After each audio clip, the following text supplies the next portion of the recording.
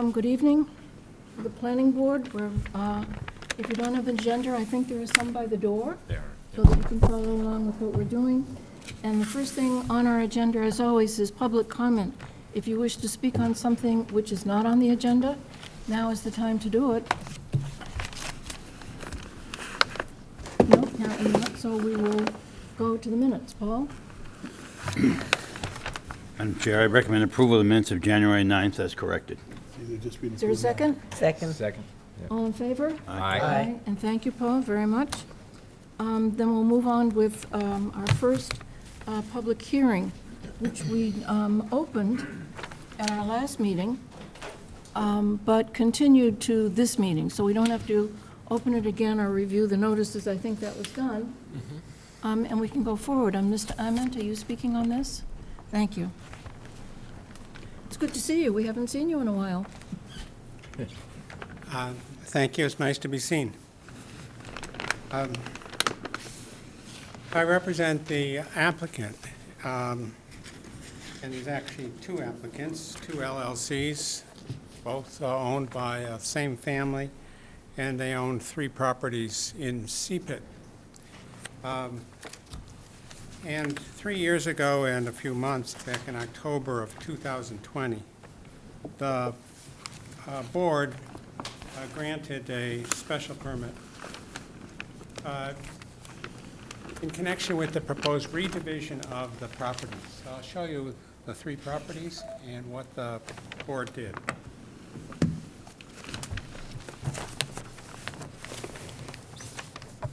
These are 3 properties on Seapit Road or off of Seapit Road. And the family owns these existing, quite old houses. And I'd like to draw your attention to a couple of things.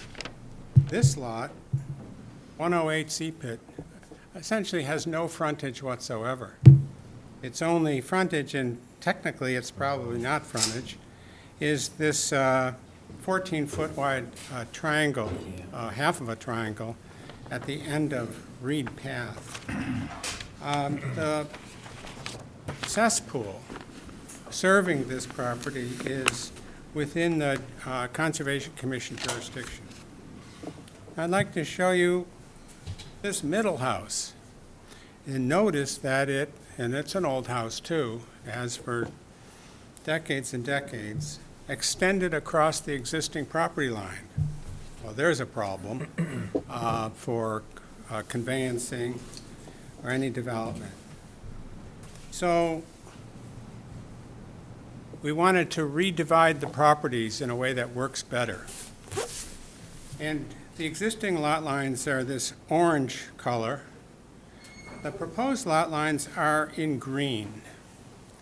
And what we are in the process of doing is redividing the property so that this 108 Seapit now will have real frontage, some frontage on Seapit Road, some on Reed Path, and we'll be able to put a new septic system, which will be a Title V septic system, not just Title V, but a denitrification septic system, outside of the Conservation Commission jurisdiction, getting it 100 feet away from the Seapit River. So this is a great improvement with respect to this property. And we also figured we could adjust the lot line over here in order to eliminate that problem of a house that straddles a property line. So the planning board granted a special permit. The only reason we needed a special permit, because the division itself would be approval not required, was because in order to create this lot, we have a section that is only 40 feet wide. And the minimum width of a portion of a lot is 50 feet, with the allowance by special permit for a reduction to 80% of that requirement. So we've had a couple of cases now in which the planning board has allowed a portion of a lot to be as narrow as 40 feet, and that's what we did in this case. That's the only nonconformance, and it was allowed by special permit. It's the only nonconformance with respect to the layout of the lots. We also obtained, about 6 months after we came to the planning board, we went to the Board of Appeals and obtained a special permit to allow this lot line to be only 2.8 feet from the corner of this house. That's pretty close, but it was a significant improvement over a situation where we had a house straddling the line. And the only way we could do this is with this 40-foot width and 2.8-foot setback. This is all in the family. They're all happy with these distances. So a special permit was granted by the planning board in 2000. We also had this plan endorsed A&R. We went to the zoning board of appeals to get that special permit. There were some conditions in the approvals, such as signage on the street, and we will have to have a denitrification system. We had to identify that the water services would not cross other properties, and each would be entirely on its own property, so no need for easements. We've done those things. Not the new septic system, but that is still a requirement.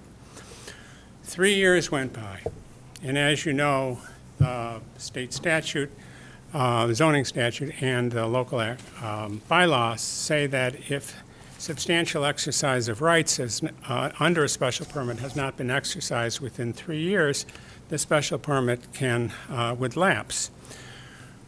And it was the concern about that potential for lapse that caused me to file, prior to the 3-year anniversary in October, this request to extend this special permit for a year. Now, we think the special permit is actually good until June of this year because of permit extensions that applied because of COVID. The 3 years, therefore, didn't start until June of 2000, even though the special 2001, even though the special permit was issued. But out of an abundance of caution, I applied for the special permit to get the extension. Now, we've been working at completing the division of the lots, and if it were not land court property, it would have been easy to do. Land court property, the town endorses the plan, you take it to the registry of deeds, and you get it recorded. Dealing with the land court is a whole different thing. It can take a long time to do it, and we could have done it quicker, I suppose, but we began in earnest dealing with the land court about a year ago. A number of things happened in the meantime, including the death of the principal member of the family who was dealing with this matter. But the land court process has been slow, in part because of issues about the change in the location of the water line over about 100 years now, and how we should deal with that. And if we were going to change that, we would need a particular petition. We were told that would take about 9 months to a year to process. So we're going to use, which we can, the old boundaries and just leave that alone. It doesn't change anything. We filed with the land court back in April of 2023. We've submitted to the board the proof of that, the response from the land court, the assignment of the case number. We're working with them. They've asked us to provide some more surveying information. The surveyors are working on it. I think we may be able to be done with the land court approving this plan within 3 or so months. But I can't be sure of that, how long it will take to deal with the land court to get this done. The process for extending a special permit is the same as getting a new special permit in terms of filing an application. Notice was given to abutters, same as with a special permit, brand new application. Public hearing, which we're having now, is required. The state statute and the local zoning bylaws specifically provide that the decision needs to be filed with the town clerk, then recorded at the registry of deeds to take effect. That is the decision for the extension. We could have just applied for a new special permit we just thought it made sense to just extend the special permit that's already been granted by the planning board. I'd be happy to answer any questions if you have it. Any questions from the board? John? Has the new septic system been installed yet? No, no. Any idea when that would happen? Well, I think it will be done in connection with the construction of an addition to the 108 Seapit House, and plans have been prepared for that. The family's not sure when they would begin the construction. Is that part of the condition from the zoning board? It's a condition, actually, I think it's in the planning board special permit that there be a denitrification septic system. So if we extended this a year, within that time frame, it would have to be installed? No, I don't think so. Let me If it's a I'll take a condition? look. I think that the expectation was that with the new house. But I don't think there was a deadline for installing the new system. Let me see if I can tell.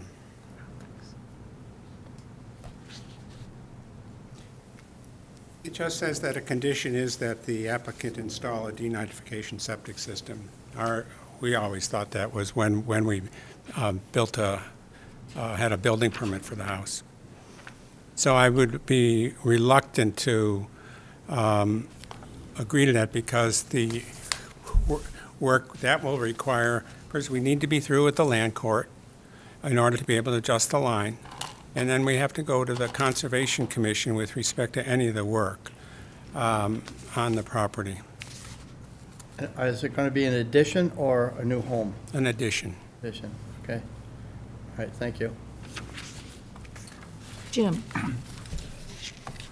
I just, I'm trying to understand, you mentioned a 40-foot setback from the new lot that's been created. I'm assuming the green line of the new lot. That's right, I'm talking about, right there. This is the 40-foot distance, and that 40 feet is allowable by special permit, and that's the special Oh, permit. so it's the minimum distance. It could be more if you measured from another spot. Okay, answer.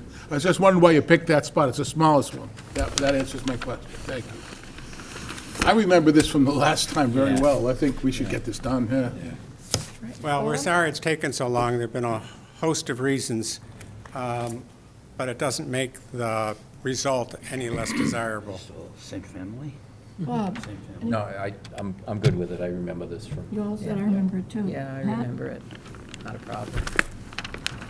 I just have a question. I think you said this was the same family. Yes, it's all members So of the they're all in Peterson agreement family. with this? Own all three properties. Thank you. Pam? I'm good. Want a We're motion? good. Pretty soon, is there any member of the public wants to comment?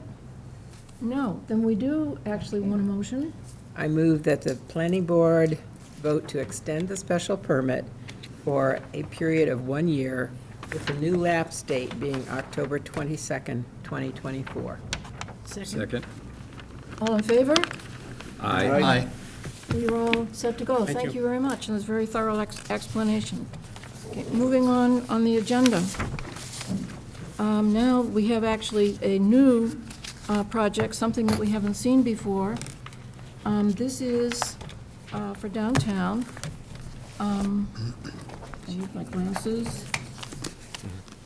The applicant is Core States Group, Stonefield Engineering and Design LLC, a site plan review application to construct a 3,432 square foot bank with a drive-through ATM, along with parking improvements at 13 Davis Straits. And, Madam Chair, yes, the public hearing notice, yes. public meeting. Paul, the hearing notices. Public hearing notice for this issue was published on January 5th, 2024, and 54 abutters were notified by regular mail. That's in here. Are there any representatives of abutters here? Good to know, thank you. Okay, who do we have speaking for the applicant? Good evening. My name is Josh Klein. I'm with Stonefield Engineering and Design. We're the site civil and traffic engineer for the application. Okay, do you want to walk us all through it? Perfect. Well, thank you for having us. Again, Josh Klein with Stonefield Engineering and Design. So we're talking about Falmouth Plaza tonight. You can kind of see it. See if I can zoom in.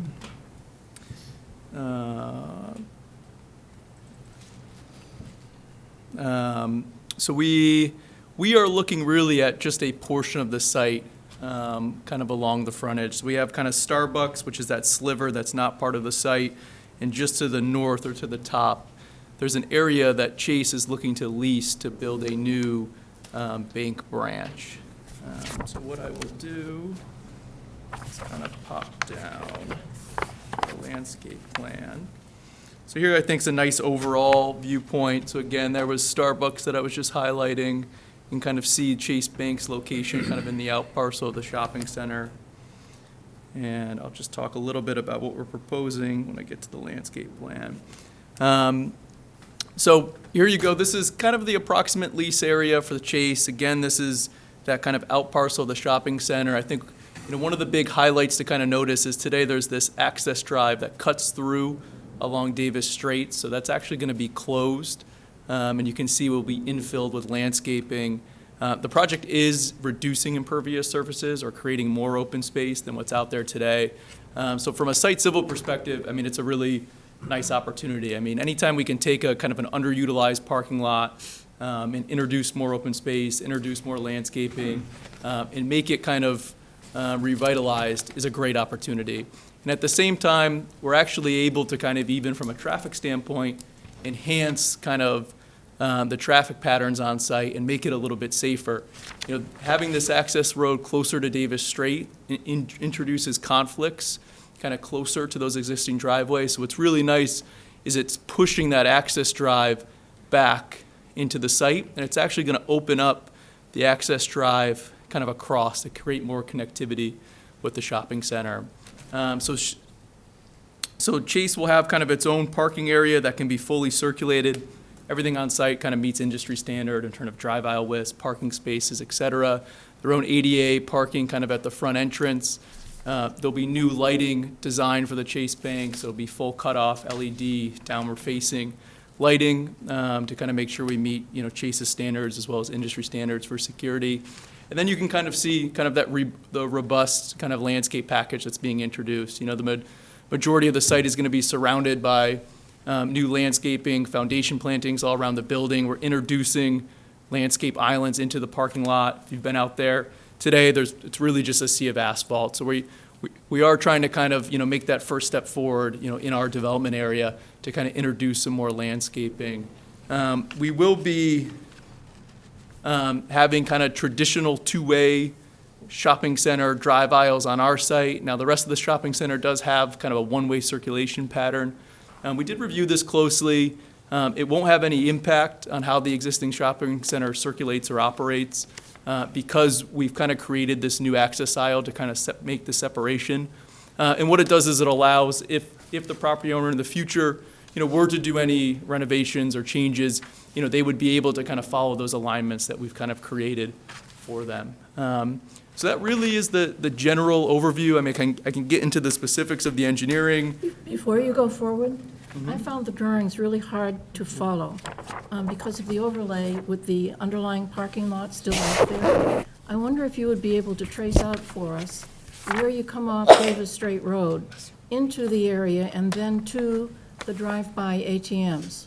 Yeah, of course. So let me go. Let me know if the overall helps a little bit.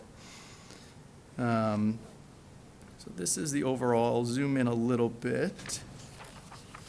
Do you want me to zoom in more, or is this all right? So what I will do is I can actually draw. So we have that existing driveway, the two existing driveways on Davis Straits right there and there. There was this access aisle that So ran. those are current curb cuts. Those are the existing curb cuts, correct. Yeah, we're not proposing any changes to the access on Davis Straits. So, now someone would have the ability to come in either entrance point still. Those existing entrance points remain. And if they're coming from the northern driveway, they would come up and around into the site, into the drive-through ATM lane. There's a drive-through ATM right here where the bump out is in the building, and then there is a bypass lane, sorry for the bad drawing. And then in the southern How would they driveway, then exit? one more time? That car that you're drawing now, going past the ATM? It would How do they continue, exit? it would continue around the building, and there's an egress point right there back into the parking lot. So it kind of wraps around the building.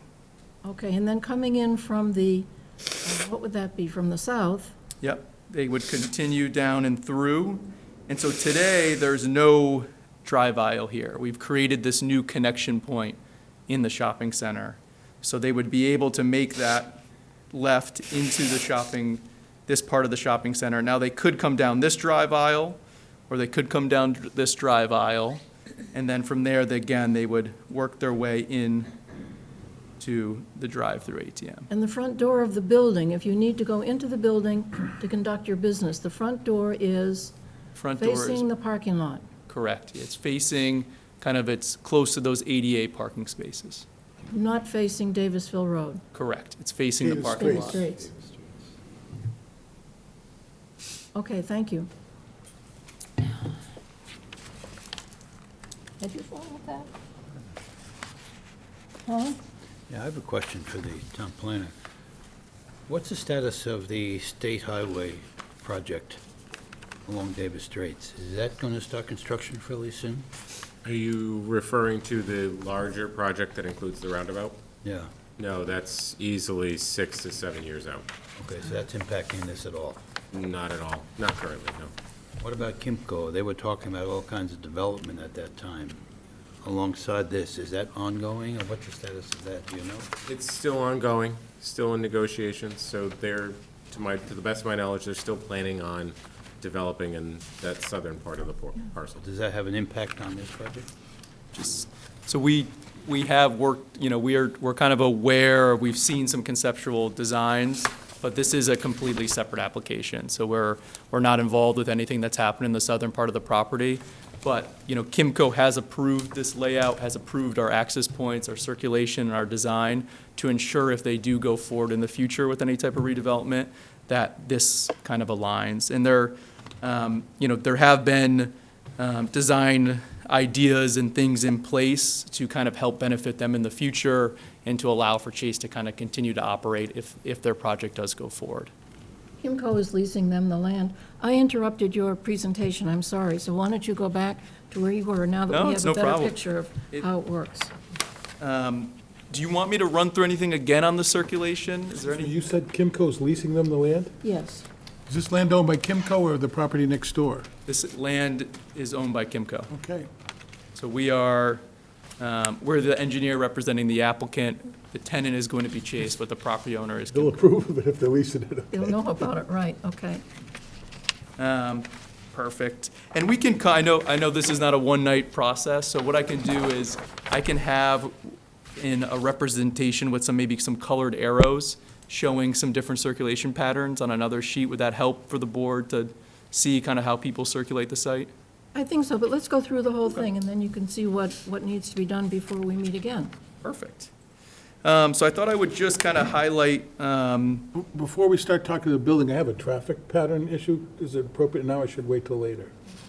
Well, we started on traffic patterns, go ahead now. Well, the drive-through, the drive-through at the coffee shop there, even in the wintertime, stops traffic on Davis Straits. It's problematic. Our predecessors did not do a good job. Right. And I've been there in December and have cars blocking the street waiting to go in.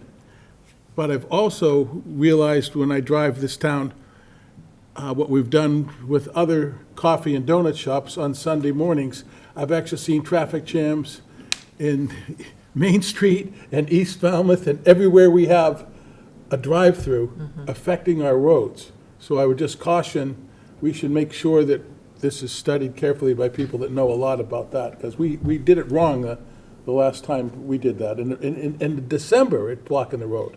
Right, Well, probably. the drive-through's on the other side of Starbucks. I know, but So they don't, isn't there some rule about drive-throughs being so close together? there's no drive-through close to that one. The drive-through's on the other side. It's not stacking into Starbucks. Davis Street. As There's it's a been big drive, the explained, one I'm talking about is Starbucks, it's problematic drive-through. But that's not drive-through is before on both us. sides, Melinda. You can enter on either side and make Yes, your way to the But the stacking is ATM. nowhere near Davis Straits because it's cut off. So it's around the building. so Yeah, no, it's a great question. So we work with various tenants, and we work with a lot of tenants like Starbucks and Chick-fil-A, which, drive-through is really a big concern. The good news here is we're talking about a bank. So these don't see the type of queuing that you would expect with a Starbucks. We've studied Chase Bank ATMs kind of throughout the Northeast, in the greater New York City market. We've done tons of counts on different ones in different types of markets. And what we really see is very minimal queuing at Where's the these. official entrance into that drive-through? Where does it come, where would you mark it from the street? Where are they coming So in? that's where the drive-through begins. You can see there's 3 kind of stacked vehicles shown. So someone would be getting to it from either here, which was that path I drew up, or they would be coming to it from here and coming all the way up and around the site and in. So there's awkward. a lot of, what we wanted to do is kind of contain our drive-through in. What you probably see at Starbucks and a lot of times on older drive-through sites is you have the drive-throughs like coming right off of highways or right off of roadways, and you see those backups into the roadways. What's nice about the Chase parcel, even in this scenario that really wouldn't happen where you could have, 10 cars waiting to go to an ATM, which is not realistic, it would never make its way to the state highway. It would really kind of all be contained within those drive aisles on site. But again, we've counted a lot of these. You might see 0 to 1 cars waiting for the ATM, sometimes 2 to 3 at most. And there is a 24-hour vestibule in the front entrance. So if someone doesn't feel like waiting or there's already a car there, they can always kind of pull right into a parking spot and use the ATM in the vestibule. Just a question to our planners. Do we still have that 400-foot limitation on drive-throughs being there? Is that still in the bylaw, or maybe you're not familiar with it, but Not that I'm aware of. well, you might want to look. We could search. But Jim, it wouldn't apply Well, then here. if it doesn't apply, it doesn't apply, but I'm afraid our staff doesn't even know about it. Okay, then they got to research it, but it wouldn't apply here, though, I think. All I because- wanted to see where it starts. I don't know. Did somebody, I remember marking out the 400 feet for other things, and I just think it's a problem. Starbucks is, the traffic there can be really bad, so we just need to be careful. I just want a professional to look at it and make sure it meets all our zoning. I'll do a little looking for the 400 feet. Maybe I can find it. Well, it sounds as if they're planning to use the same curb cut, which will be the same width driveway, in effect, going in from the southern side. And on that particular stretch, it's used as a driveway, but it's also used as a parking area. So you'd have to really look at that access road and how it's used and how this would change its use and what width it needed to be. Yeah, and that's something we did really look at closely, and one of the changes we made is that existing access aisle that cuts through kind of close to Davis Straits has been eliminated. And that's really going to enhance traffic flow and safety. It's kind of eliminating conflict points closer to Davis Straits. So, what it allows, it gains additional throat in kind of the main driveway between Starbucks and our site. It eliminates kind of those close access points at the intersection. It actually will allow for some additional queuing as well along there. And then again, introducing that new cross-access kind of through the site, provides some really nice connectivity, again, to the other side of the shopping center. So, yeah, we're happy to look at it, with the town's professionals. We did prepare a full traffic impact study, a traffic assessment report, and, again, a bank, within this type of shopping center is really going to have no adverse impact. I think it's here that a clearer drawing is going to be an important thing, because if it's a common driveway being used by both Starbucks and the Chase Bank, it would need to be very different from what's there now. And so, as you're working with the planners, just look at it carefully. Okay, traffic patterns? So now we'll go on. Perfect. I have another question. Paul? That's a very large parking lot. There's a couple of mature trees in that area that apparently have to come out to accommodate this project. Are you going to address that on the landscaping? I think those trees are gone. They took Is down all there- the trees. The sign and the trees have to come out to do this.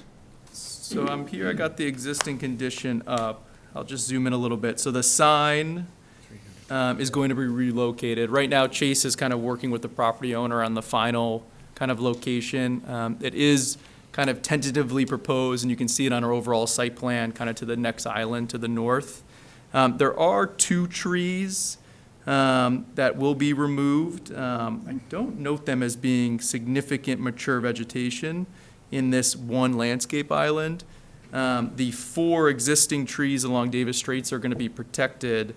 And then as I jump to our landscape plan, so we're going to introduce 6 additional deciduous trees than what are out there today. And you can kind of see, I mean, just based on this plan here, I mean, how much open space is being introduced into the site. I mean, this is a sea of asphalt, you know, minus those 2 islands that I just pointed out. You can kind of see, even in our parking area, we have 4 new islands. We've introduced more open space along the driveway between us and Starbucks, open space along Davis Straits, and then kind of all that open space around the building for foundation planning. So, you know, I think we've done a nice job of adding more greenery, adding more landscaping to the area. It's clear it's a concern, and that's good.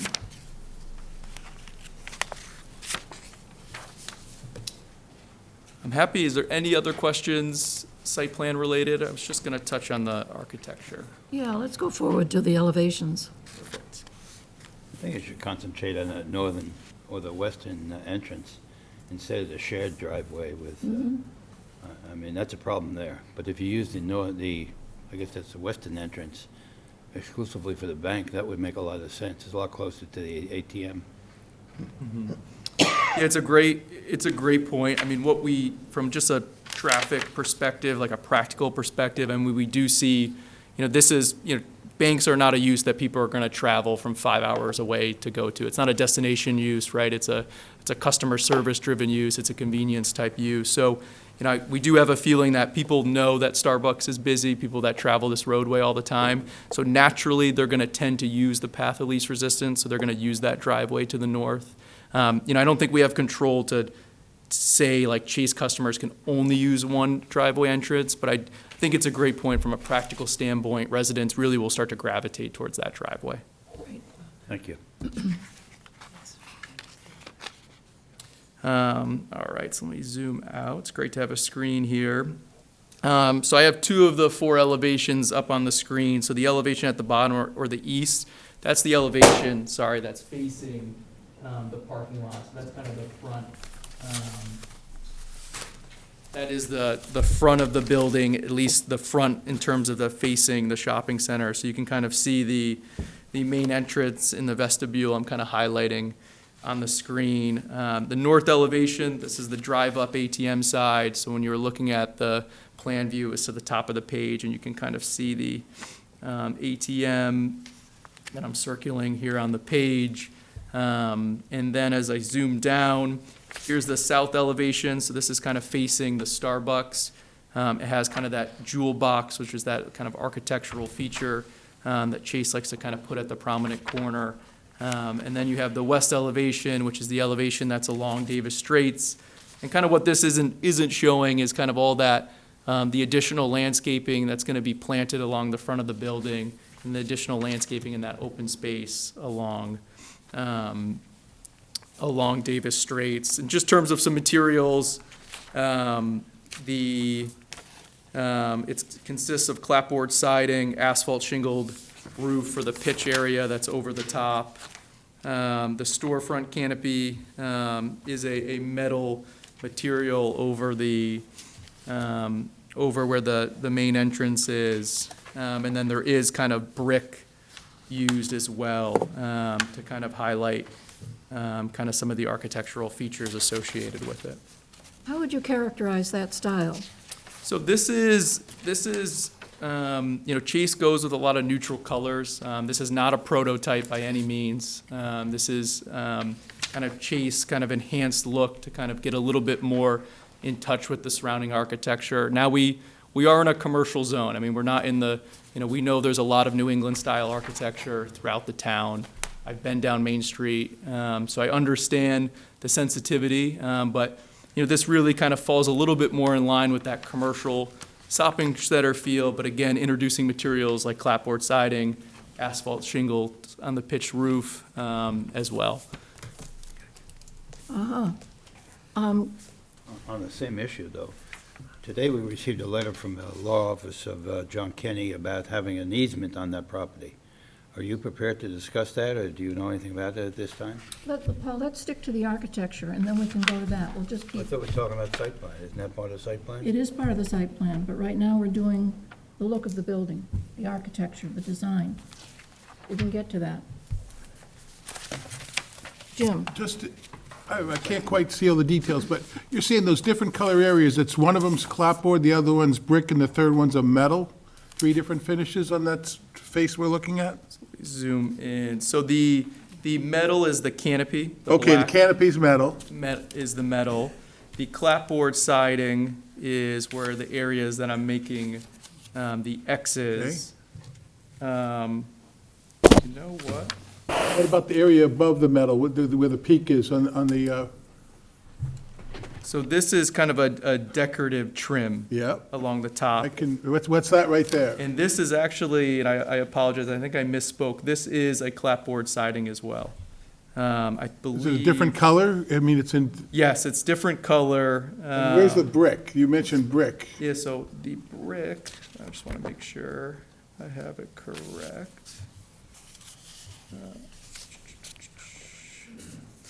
It might have been a carryover on an old plan that I was referencing. Yeah, so I do apologize. Actually, no, here it is, exterior brick. So I believe the brick, and I can definitely confirm for the next meeting, the brick is included on the jewel box feature that I'm highlighting on the right-hand side. So there's kind of a brick that goes around. So On the plan, it's hard for me to tell what's brick and what's cardboard, you know. Can you make it next time so we could actually be able to tell the difference? We can, yes, we'll add some call-outs and Yeah. make it nice and clear for you. No, I like the idea of switching materials and making, Yeah. I think it's a good idea. I'd just like to know what it looks like. Yeah. Any other comment from the board? Well, it also mentioned, okay, I thought it said stone. No, okay. Yeah, as far as, what's gonna be, the front is actually gonna be facing the plaza. And, what you would consider the back of the building is gonna be on Davis Straits, and you're gonna have the landscape, you're gonna have the drive-through go past that, and then there's gonna be landscaping along that. I was just wondering where you're gonna put the mechanicals, you know, you got heat pumps, air conditioners, whatever, those types of units. Are they all gonna be roof-borne, or are they gonna be located around the site? Because typically you put them in the back of the building.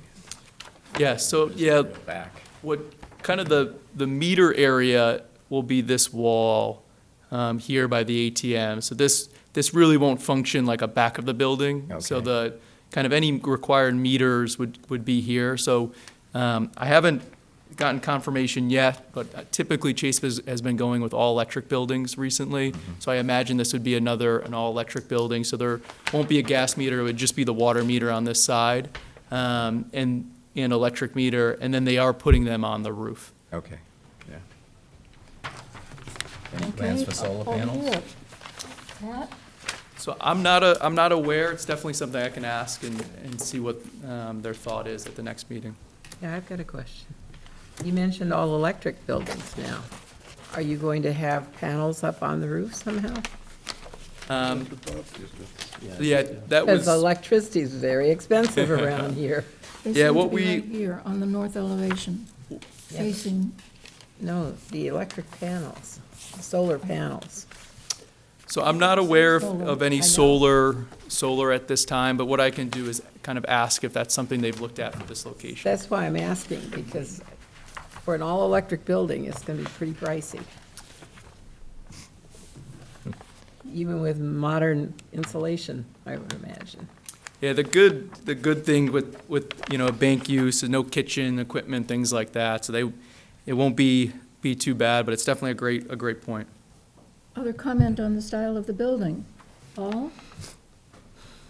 No? Pam? There's nothing about it that is appealing to me. Uh-huh.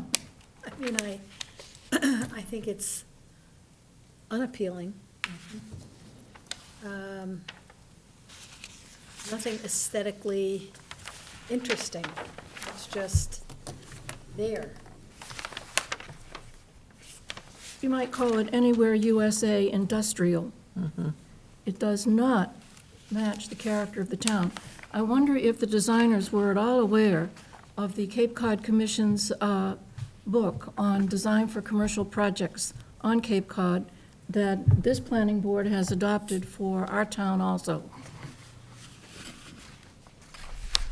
So I do know that, you know, they've referenced different resources as well as other banks that they've done in the area. I can't speak for exactly what, you know, the architectural team did or didn't look at, but it's definitely great feedback I can bring back to the group. My feedback, the flat roof, high, objectionable. It does not look at all like our town. This could be anywhere, but it would usually be in an industrial park because it looks industrial. And we were really, this site was, it's a site of great promise for the town. In one meeting, it was spoken of as saved land. We saved the downtown land by putting asphalt on it and had high hopes for what might go on. Kimco, as you know, is planning residential buildings near this, and they are working with the town on the design of that so that it would meet some of our expectations pretty well on what we're hoping for the character. And I guess I would hope that your design group would do likewise, because this isn't it. This just isn't it. Yeah, the metal canopy. And it just seems disrespectful.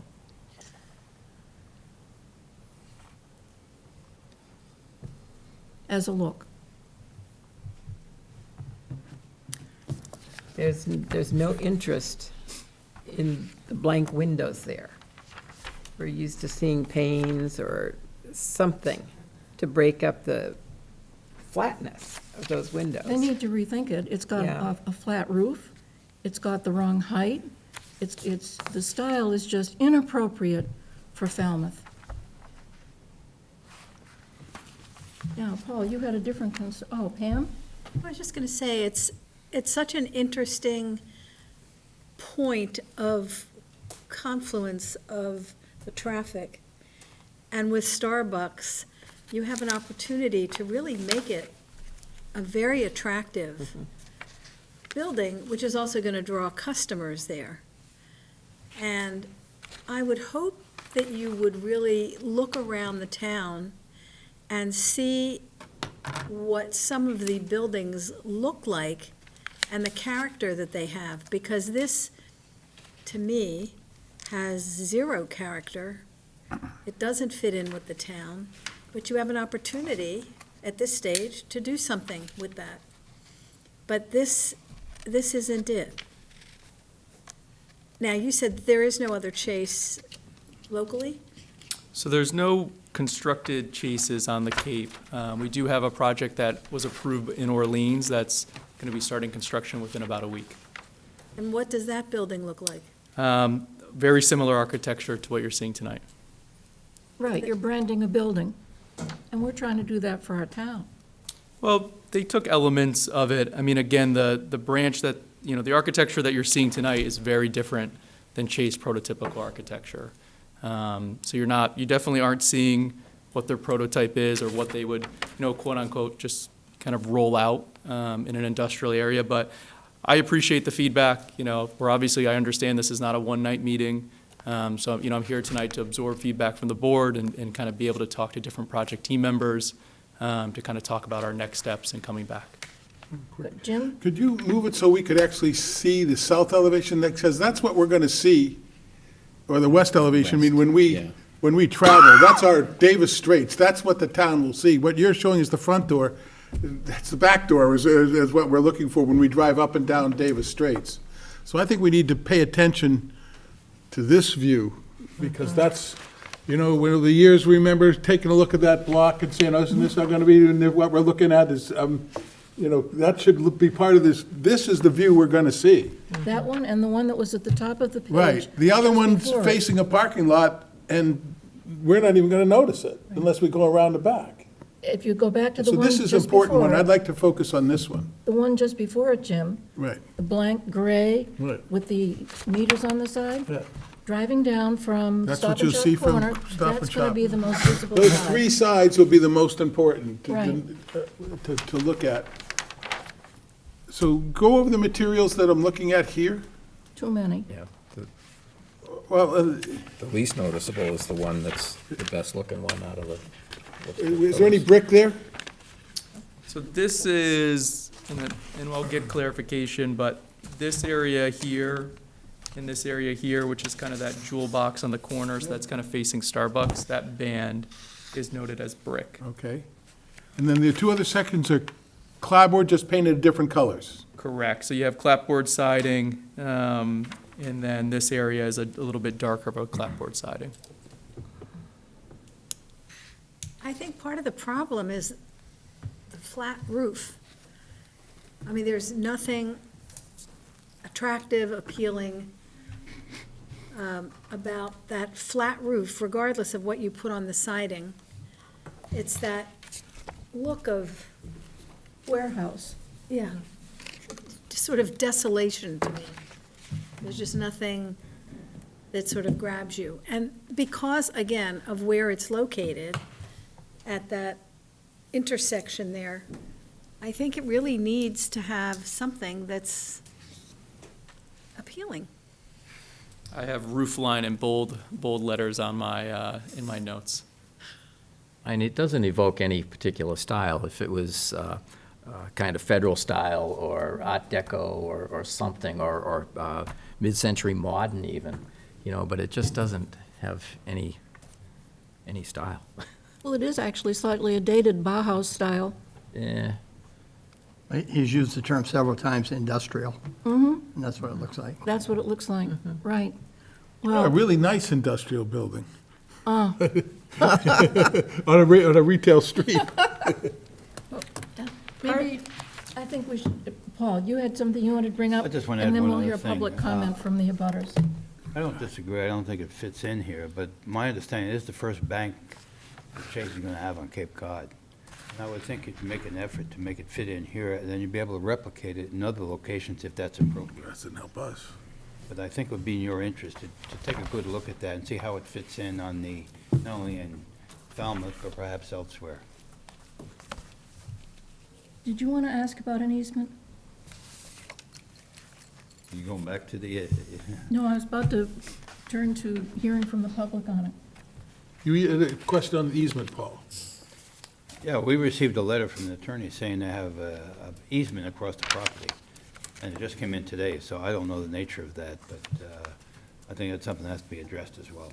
Yeah, we did. I saw a letter, I think I got it about 10 minutes before I got up here. For 5 minutes before we sat down. Yeah, so it looked like it was addressed from an attorney, but that's all I know. But, we'll definitely work with Obviously, you have to look at Kimco and kind of any adjacent property owner. I think, our goal, I can't speak for the property owner, but, I know they're looking to do really nice things with the shopping center as well. But, Chase wants to come in and build a really beautiful project, and something I think the town will really appreciate. So we hope to work with any adjacent property owner. Happy to talk with them after and see, how I can answer any questions or kind of work together. Thank you. Question Jim? for Jed. We've been back and forth on this land court standards. Does this meet, once we were not doing it and then we were, does this meet the land court's standards for the plan that's submitted? So I believe that it doesn't need to because they're not modifying any property lines. Again, we went I back thought to you the, mentioned in a meeting if we had a line that intersected a property line, that was one of the reasons that it should be looked at. if they're modifying a property line.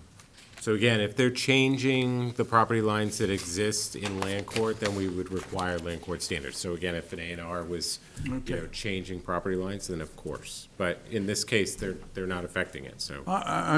Land court requires researching easements, and that's really what brought the So idea just to to my be head that maybe it clear, wasn't done. all surveying work requires the research of easements. That is a requirement for surveyors, professional surveyors. So, it'll likely be a topic that we discuss at the next meeting, considering the fact that we just received it as did the applicant, so. Okay. John? On the plan, you show, the clapboard, you show two different colors, but here it's labeled passive and cityscape. I'm not sure what those colors would be. Maybe the next time you can be a little bit more definitive. Yeah, what I'll do is I think we might even have some samples. I'll see if we have some available from the architect, and then we can definitely maybe give you a little bit of what palette that sits in a little bit. If I read it correctly, it says the bricks are going to be gray. Correct, it's in that gray, kind of Okay. neutral family. Okay, thank you.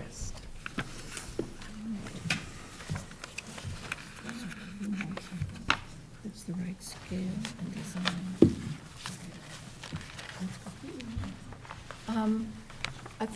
Thank you. I feel that we've sort of landed on you with 1,000 brick, but we did want to get our point across. It doesn't fit the town, Oh, I appreciate it. so thank you. Is there any member of the public that wishes to comment? Please. Could you come forward to the microphone and give your name? Thank you. I'm Greg Bilazikian from Wacoit Road Real Estate Trust, the former Christmas Tree Shop building. We are in the process of re-tenanting the building. This is new to us. We think it will impact the visibility of our building. I think the plan, as he alluded to, also doesn't talk about where the signs will be relocated to, and it's important for us to know how that would impact our future commerce in that center. And this is an old center. It's got a lot of old rules on it. I am not an attorney, but it does seem like there are some easement issues that do need to be addressed in terms of parking. I do think we have rights over, some parking rights on that property, and this would reduce the number of parking spots available. It may not be consequential, but there is something to talk about. But thank you very much for your time. I really don't have more to say.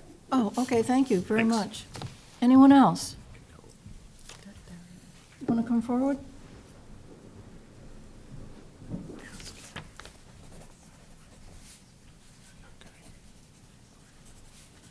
Good evening. I'm Carol Rader, and what I am concerned about is the driveway between the Starbucks and the new bank. As someone pointed out, there is already parking there. And as people go through Starbucks and then around, they also are coming across the people who are coming out of Staples. So is there any reason why the property just can't be pushed up 20 feet? I mean, why is that the parcel that? No, you have to ask your questions in this direction. Why is the parcel where it is? Why couldn't the parcel be further north and provide more parking, more driveway? I think that the driveway between Starbucks and where the bank is going to be, it doesn't really have enough space for two cars to go by one another. And then there's also the issue of if Staples is going to be redeveloped. This would be the way people would be going in and out also. Right, I think we've raised the issue of the inadequacy of the apparent access on that southern side, and that will be looked at. Yes, and my question is why, when he said that they needed, that the one on the north wasn't sufficient, that they needed the access on the south, and I wondered why that was, why they couldn't just have the access on the north.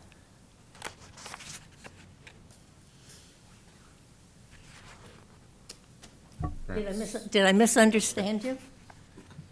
Would you like to answer that? Yeah, I'm happy to clarify. No, all kind of great question and feedback. I'm happy to talk with you after. If you do want to look, we do show the relocation of the sign on the overall site plan, so you can kind of see where that is, but we can definitely talk easement. So a couple great questions about access and something we will kind of look at a little bit. So I didn't mean to kind of say that we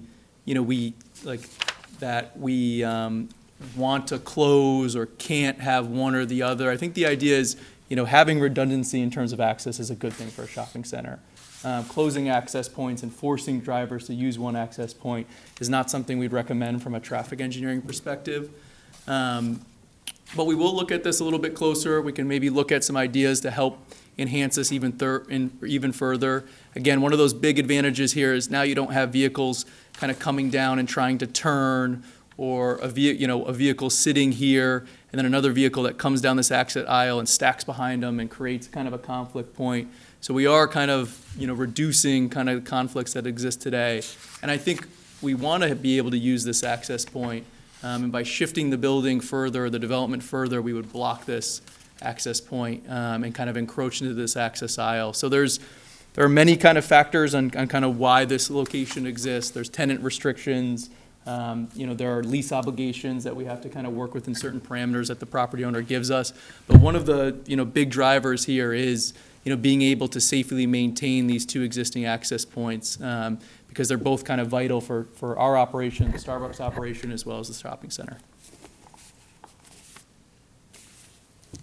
Is there anyone else who wishes to speak on this plan tonight? No. Okay, then we'll move to continue. If we may, do you mind just showing the folks at home and perhaps the public where that sign would be relocated on the overall site plan? Yeah, no problem. So this, sorry, I'm covering myself up a little bit over here. So this is C4.1. This is the kind of overall site plan. So this right here is the current proposed location. So it sits today like right about here, and we'd be looking to shift it kind of 2 islands north into this area here. And is it just a relocation, or is it a upgrade to the sign? Correct. We're just proposing a relocation. Sir, could you indicate, if you know, where the boundary between the Kimco's property and the Christmas tree shop property is? So that is this property line, and I'm sorry, the computer makes it a little difficult, that runs through. But you can see that double dash line that runs through, that's the property line. So that is where Christmas tree shop begins? So that is, yeah, kind of a parcel to the north. That is the division line. Thank you. So Is there anything else you'd like to, Melinda? So Jim, on your comment with the 300-foot, the curb cut, it's 300, I just. 300? Yeah, I found it. We're gonna discuss that with the building department, with the building commissioner, to see how he interprets that according to this specific project. There are many referrals that came in from water, wastewater, fire, and engineering that have all been given to the applicant that have comments that need to be addressed regarding the turning radius of the fire trucks, connection to the sewer, drainage, and water connection. So you have them all, I think, and so he'll probably take some time to address those. Be ready for the next meeting or the next one that we. Quite a few, and I want to ask you just something for purposes of the board. I wonder if on those referrals, they're signed off by initials, and there's no, I don't know whose initials they are, and I wonder if there would be some way that you could identify, if you could type Sure. in the name and title Yeah, of the sure. person, so we could guess, but we would probably guess wrong. Right. Would you think that a little clear? Deb, is there anything you wanted to add before we continue? There is one item, it's in reference to the photometric plan that you submitted. So I realize it's just outside of your leasing area, but you're adding a crosswalk from the bank property, or essentially where the bank parking lot ends, to the adjacent parking lot area. And the photometric plan seems to indicate that there's no lighting in that area. So I just wanted to confirm that, and if so, I would recommend that there be some lighting for a crosswalk, especially internally in a parking lot. Yeah, I'll take a look and we'll address it for the next meeting. Great. Other than that, we have nothing more. Nothing more. I'm sure he caught our disappointment in the design. I'll move to continue? We don't necessarily need a motion to Okay. continue, but we need to know when it's going to be continued to. It depends, we have February 13th, or we have February 25th, is it? We probably need Ninth, more sorry. time. 27th. Heavens. 20, it's So February whenever 13th or Whenever the 27th. applicant feels that they'll have enough time to get revised plans in that address the comments, we need revised plans 1 week prior to the next hearing date that you choose. So I don't know if a week's time is enough for you, or if you'd prefer to go to February 27th. Or they might want to go to March. It could take quite a while to do a redesign. Yes, there's also March. Oh, I think we can move quick, but I think February 27th would make the most sense. We Okay. do want a little bit of time, but we're excited to move this project along, so I will pass all the feedback back, and we'll try to whip people into shape to be back here for the 27th. Jim? Would it be possible to have a colored elevation and also showing the landscaping in color? So we could see, we used to require that, and it's dropped off our requirements now, but I would, on this one, it's so important.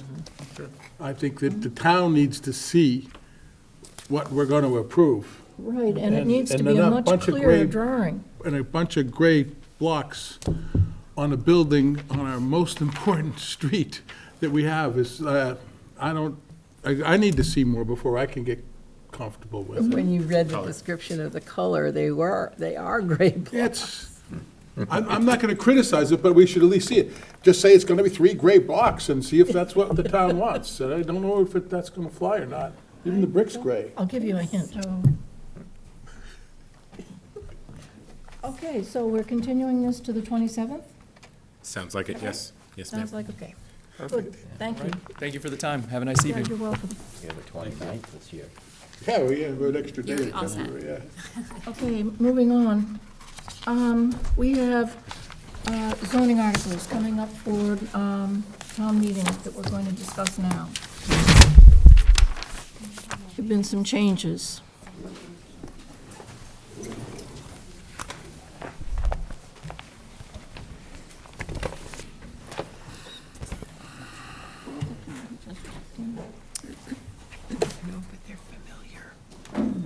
May I proceed?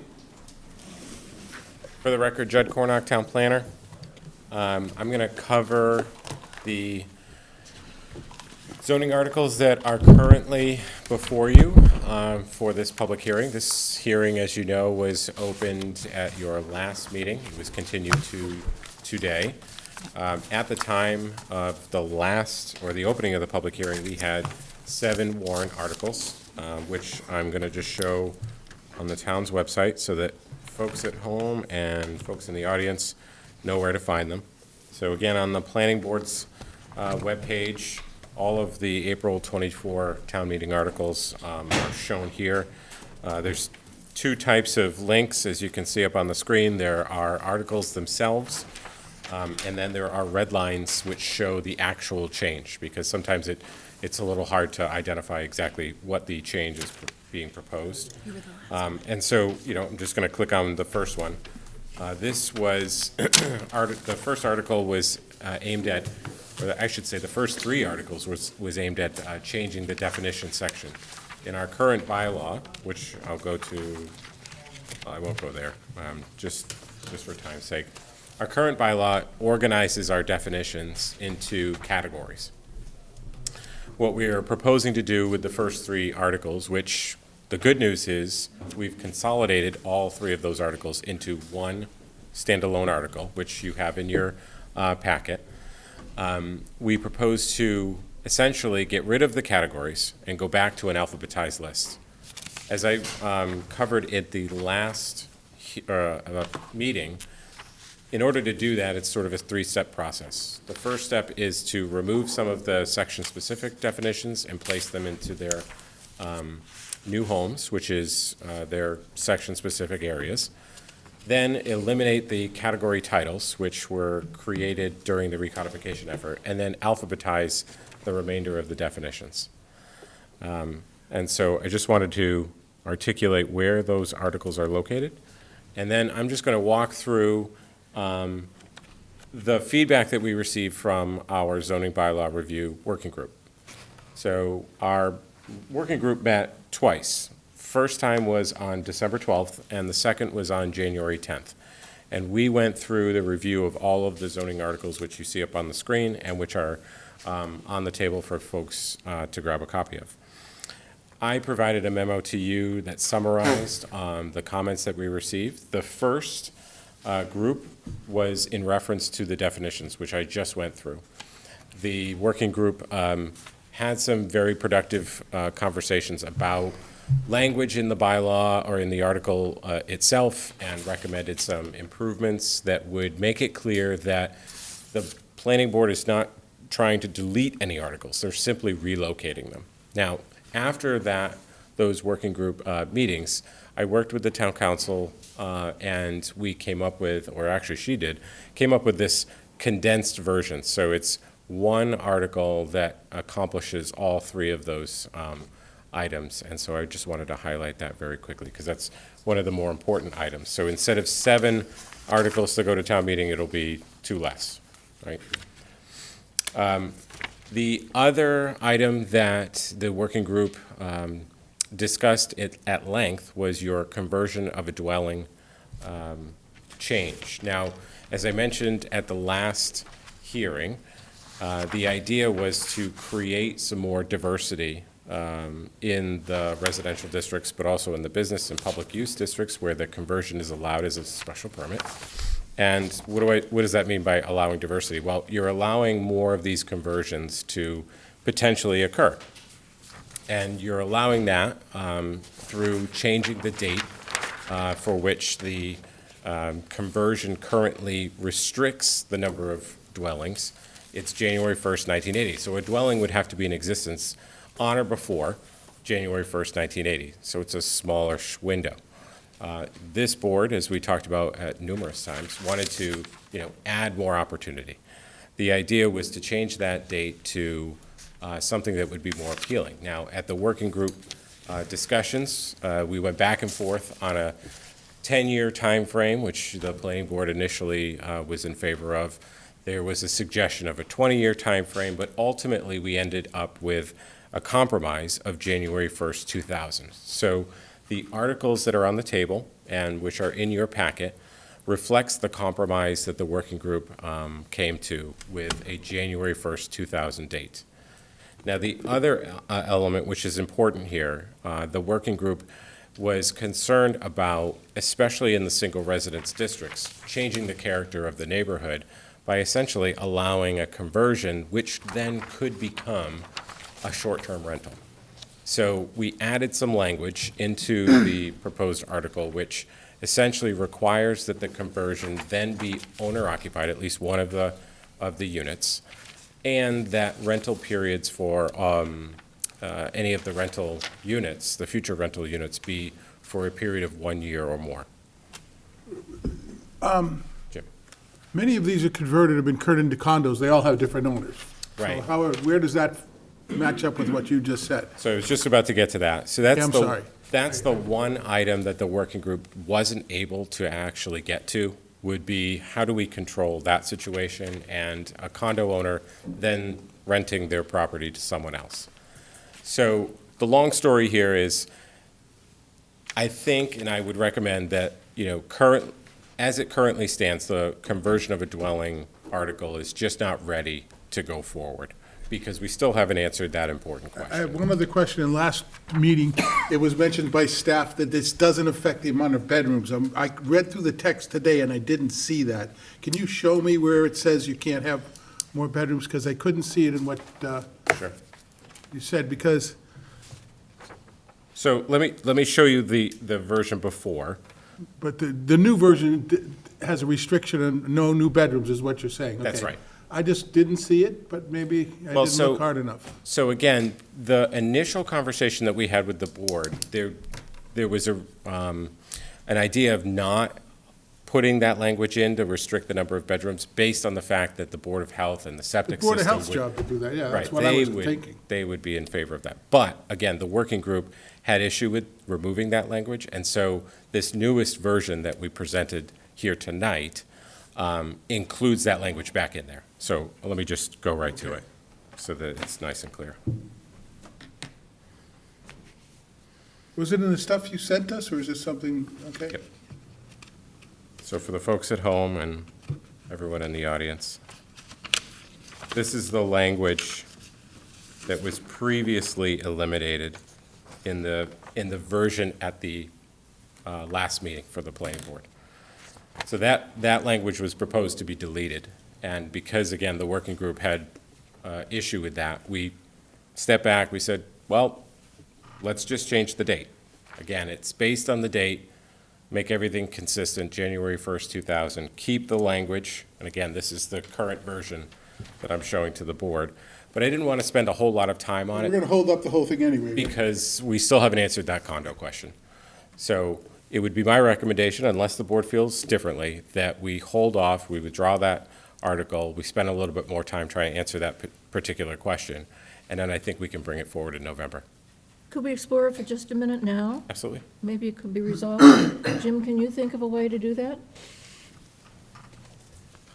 What do you, what, Preventing bedrooms? yeah, or a condo being converted No, to a condo. I'm not, I can tell you, I've solved a lot of problems looking at a piece of real estate and saying, here's the real solution, okay? You turn it into condos and you give exclusive use, and I was told that you can do that. And it's, I would like to see I think legally you're allowed, I think it's just a form of ownership. Right. And a couple of I've done it several times. There was 3 houses on one site, and how are we gonna do that? Well, set them up as condo, and bang, it solves the problem. Right. So now saying that they can't, I don't understand how you could, what I thought was a fundamental right of ownership of property is to condo, say, oh, no, you can't do that, from a planning standard. I would need some education on that area. Same here. It's an excellent question, because ultimately, if you create an ownership situation, and then that owner rents to someone else, in my mind, that still falls under this rental period needs to be a year or more. But you mentioned owner occupied, so there are all 4 different No, units. but so- what it's saying is, Exactly. this is why I don't understand that it's a problem. It says, at least one of the post-conversion dwelling units must be owner-occupied. Right. So say it's been condominiumized, and now there are 3 units, and one is owner-occupied. Well, who gets it? The other 3 units say, you can have it, but I can't? Apparently. Good luck. Well, I see what Charlotte's trying to get at. So if you created for. So we'd be in creating your a s- master unit that this one would have the right to, that has to be owner occupied, and the other ones are really considered, they don't have the same right as the one unit. Or that one unit that is the owner of, the property itself, I guess it would be a That's master. not how it works. So it's very complicated, and that question recently came up, and so the answer is, I'm not sure yet. Yeah, so we gotta Which is, study, again, why we would, so this is on hold for another year anyway, so we probably should not waste too much more time on it, huh? unless the board is not concerned with the idea of condo owners essentially renting out their properties. Well, it would depend But on how long, It would it's a depend, wouldn't they short-term be thing. held by the 1-year limit? It can't be short-term rentals, it would have to be for at least a year. They'd all be Again- bound by that. I think because there's still some open questions, we would want to hold it just to make sure. I think you should look at the buildings that have been converted and see that they're, as far as I know, the ones I know by hand, they're all condos. The ones I know, I don't know that many of them, but the ones I'm familiar with on Thomas Lane, and there's, the most familiar one is not on Scranton, but the road by the harbor there, I forget the name of it. It goes through the harbor to the other side. It's on both sides. The yacht club's on the other end of it. The yellow building on the corner of, that's 4 different condos. So, Yeah, so I think we're almost there. That's yeah, the good Trip news. House, yeah, Everyone I can think of, they're condos. Yeah.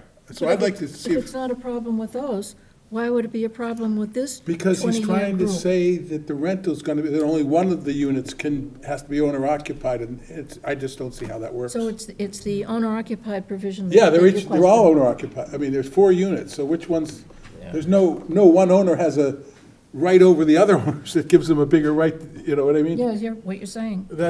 I just think they're all condos, as far as my memory serves. I don't know, maybe you could look into it, but I certainly don't know can. any of them that are apartments. So it's Let just me ask a different question. Of the ones where it's already happened, and they're condominiumized, and it's been working, and we have no idea whether it's an owner or renter And they living rent there. them out. Yeah. And they Right, do Airbnbs, and they go. and they're not a problem. I didn't say that, I'm just saying, I'm asking you.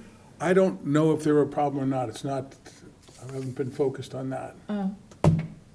I was really hoping to be able to save the conversion of a dwelling.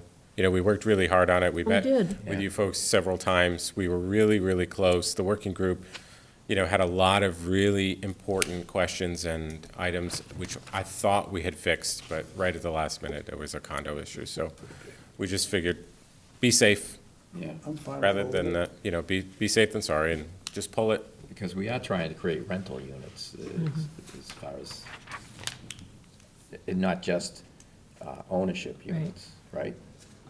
But doesn't this go into the question that we've also been struggling with, is the short-term rentals all over and being Well, no, because bought there's a up? provision here, resulting rental dwelling unit should have a minimum of 1-year rental No, period. I understand Yeah. that. But if they're going into a condo, when they're split, we can't say henceforward, if you're gonna rent it, you can only rent it for 1 year, because I don't think we have that long a reach. I think we're looking at something entirely different when we're trying to do that long reach of, Again, I think it's just a longer conversation that we need to have, and just use our town council's office for legal advice there and come up with a solution and bring it back in November. I hate to say it, but summer will be gone soon, and, you know, we'll be back in November, and before you know it. Right. My niece has a condo that she's rented out for 20 years. So you're saying drop it for now. That's my recommendation, or at least hold. Mr. Imet?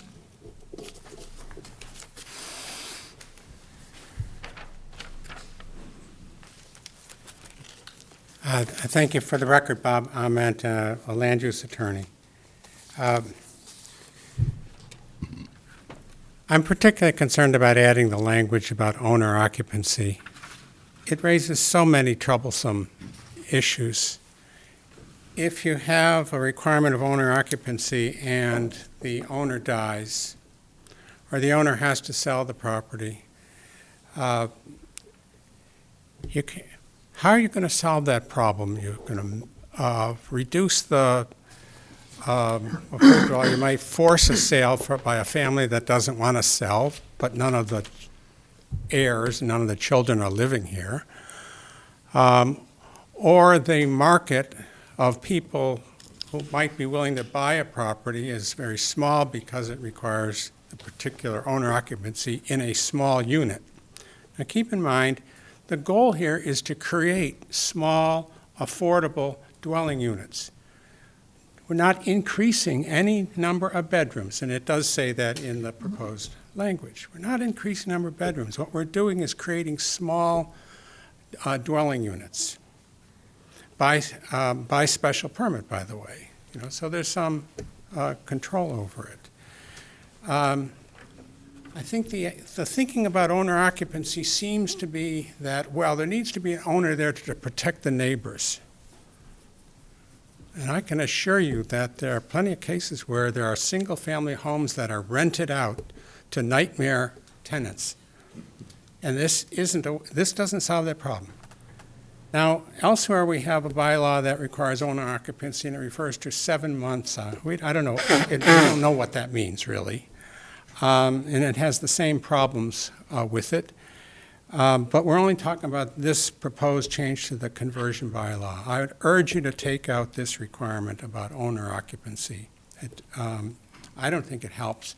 I just think it creates a host of problems. That's my main concern. I think that our limitation of rentals to no less than a year is perfectly fine.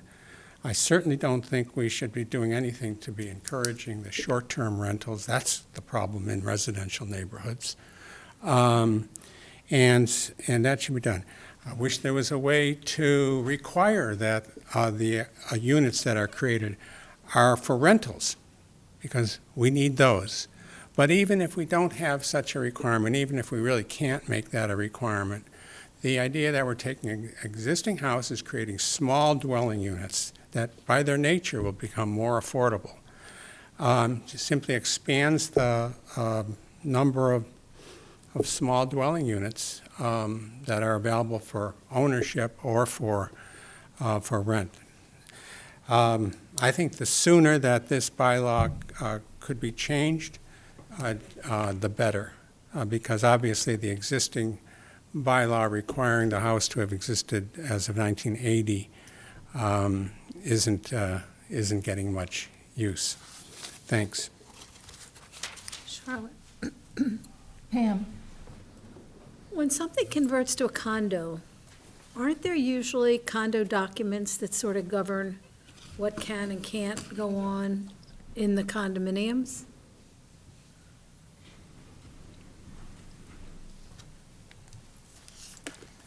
Well, of course, yes, and of course, no.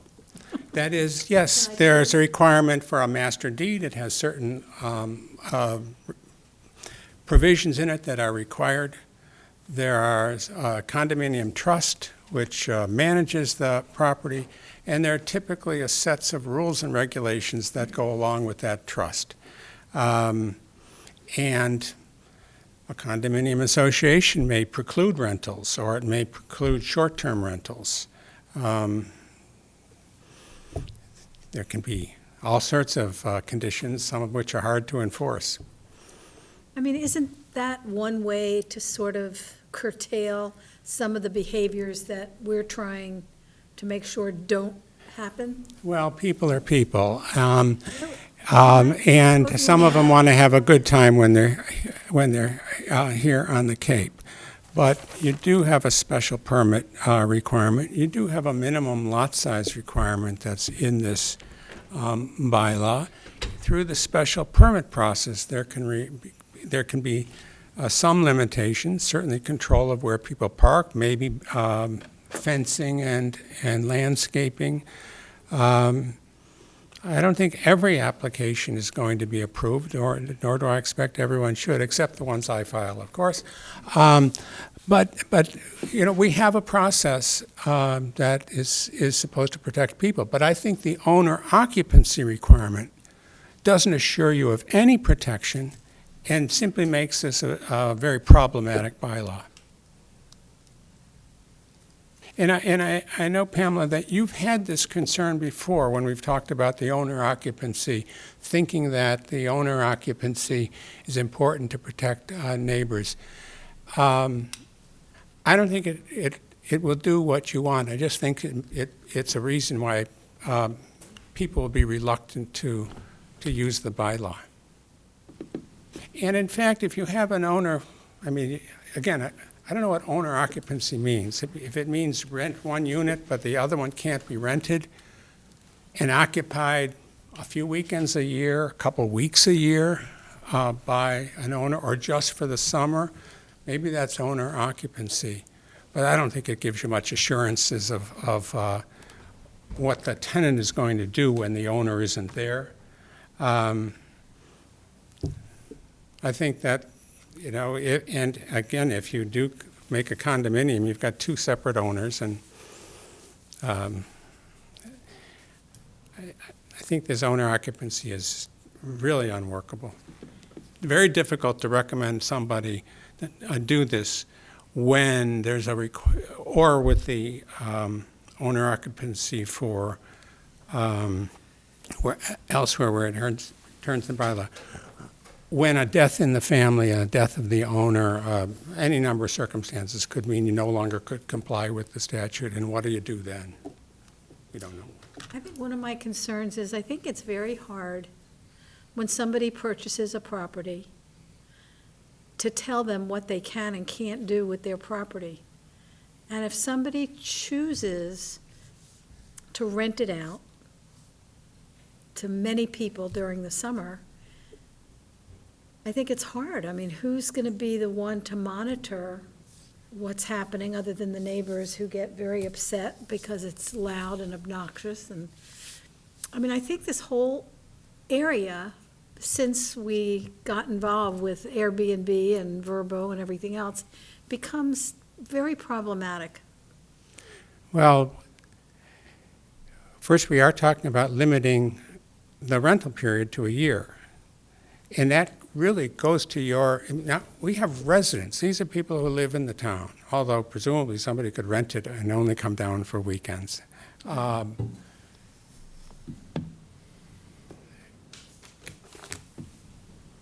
I just don't think that you can either way assure that neighbors aren't going to have a problem, but I don't think that it's the owner occupancy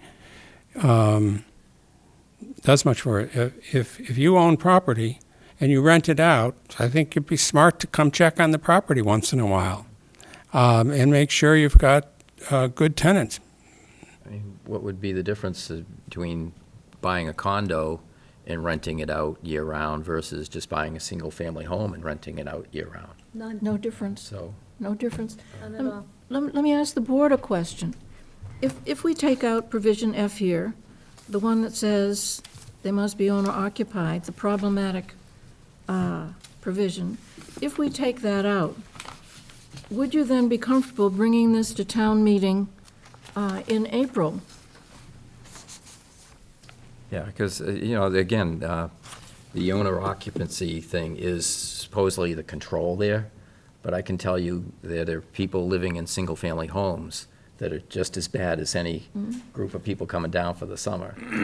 So that doesn't fly, as far as I'm concerned, having the owner there as the control.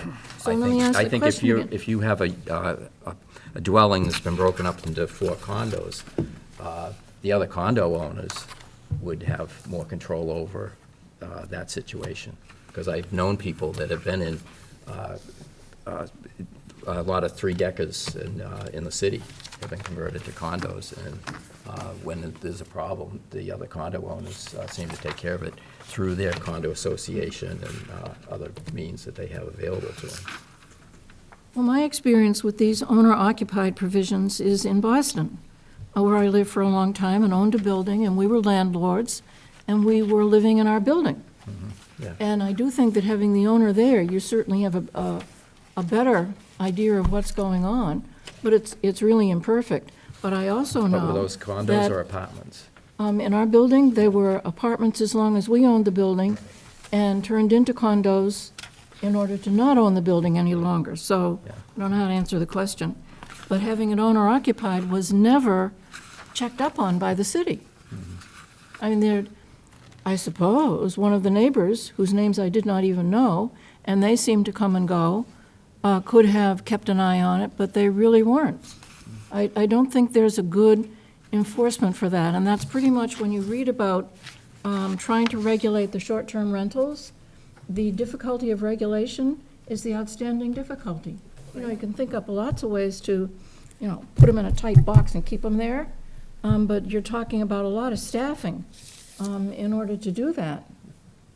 Look at all the police it takes just to do the traffic laws, let alone inside buildings where you can't see what's going on. You know how I'd you like to come regulate back the to the- short-term rental is parking. Yeah.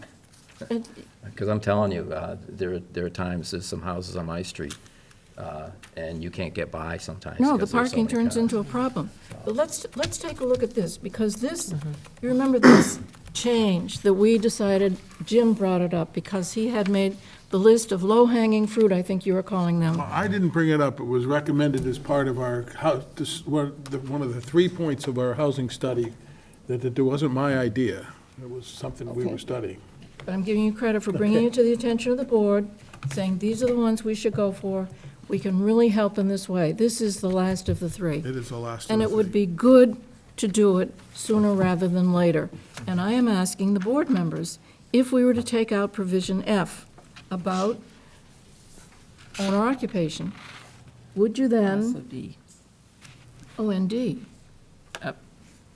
It's in two places. Yes, 1D and 2F. Thank you. If we remove those problematic provisions, would you be comfortable taking this to town meeting in April? Should we poll the board, or if you wouldn't be comfortable, please speak up. Otherwise, we're just kicking the can down the road. Jed, you're the one who wants to take it back. Other than that unit, what else are you unsure of? It was really just that one item. So if you Right. eliminate it, it solves the problem. That's what it is. Right. Let's take it out. So, want to make a motion? I move that that the board vote to take out 1D and 2F from the proposed submission to town meeting. Is there a second? Second. Is there further discussion? Let's see what we think about that. All in favor? Aye. So I think we're gonna go ahead. Look at that, you With saved it. that, we're just getting rid of those two. There's And B Bob, coming thank out. you very much. That really was a great help. Thank you.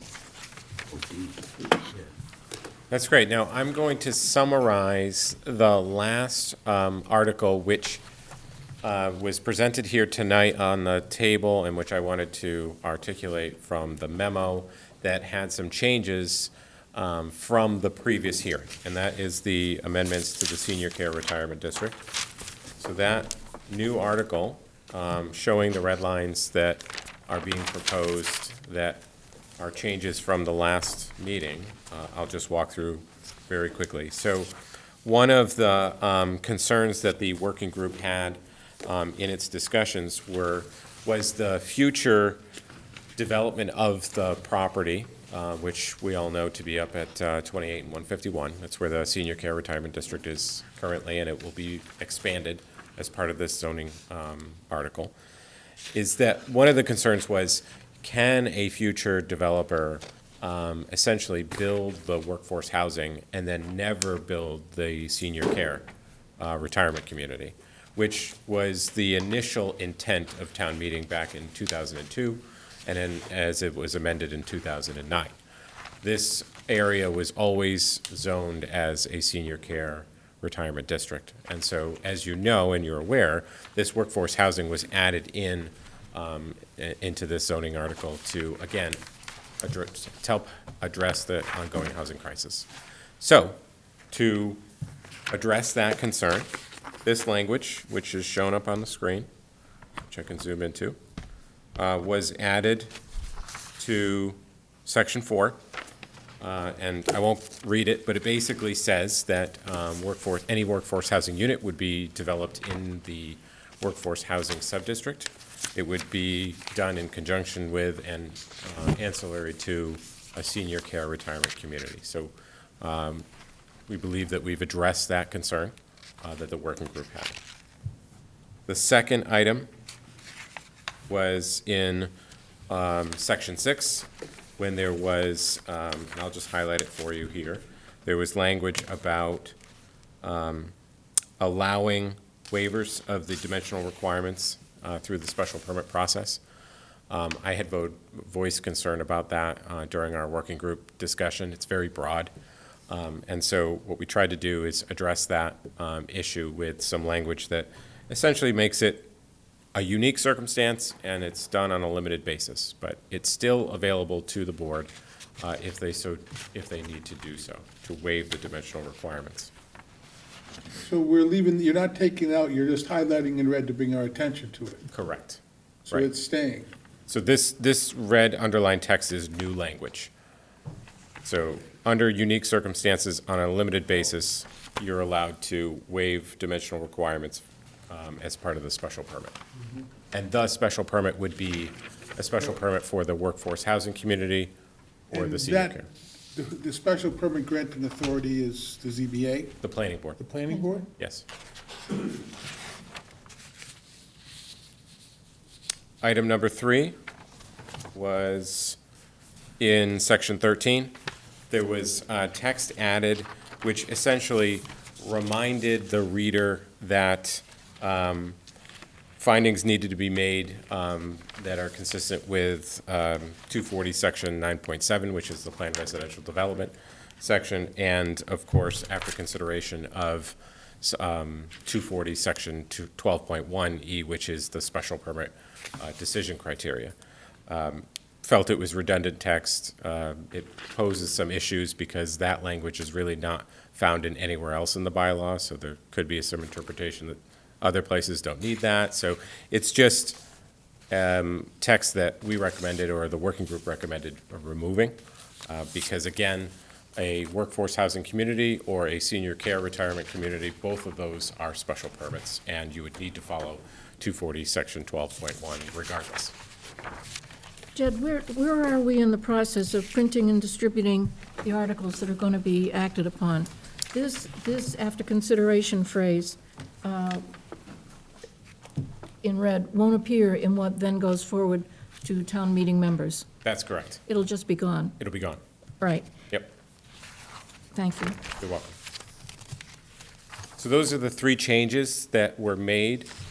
So there's, some other minor things, like spelling out Department of Environmental Protection, making some grammatical changes, but very minor changes that were made based on the previous article that was presented and is included in your booklet.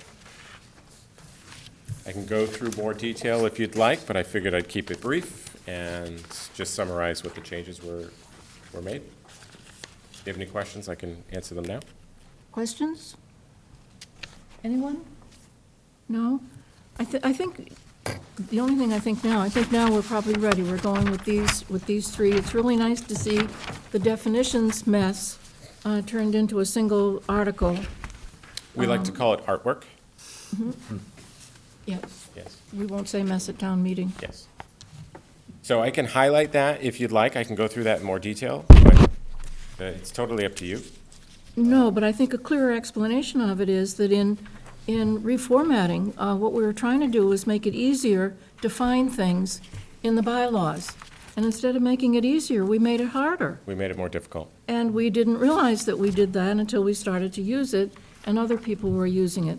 Because one person's idea of break categories is not another. But almost everybody understands alphabetical order. So it's really to reduce the complexity of the way we set it up to alphabetical order. But it took this number of amendments to accomplish that simple fact. Yeah. And originally, we had thought we needed to do it as 3 separate articles, Right. but cooler heads prevailed. So we're here now. That's right. Do we have to take any other action in order for these to now go to be printed and be in the warrant book and? Oh, Did you member of want- the public wish to speak? Would you like to take a comment? Sure. So, Rob Brennan, did before counsel for Valleymead Landing, who, Ah. the proponent for the bylaw amendment, and the would-be developer under this. And I again, agree with the modifications, and I appreciate the vein in which all of it has been approached, and remains, Valleymead Landing's full intent. As, again, we've been here, listening and incorporating the workforce housing for this bylaw amendment in response to the great feedback and conversations that we've had, and appreciate that the need for this was identified, the willingness to incorporate this into the bylaw amendment. The only concern that we had, and this really, again, is looking down the road for kind of the project structure and the development structure. If you recall, when we introduced the development team and the different components here, there was the intended, for development under this bylaw, and understanding that this would be coming back in front of this body for a special permit, actually focusing on, the project that would be put forward.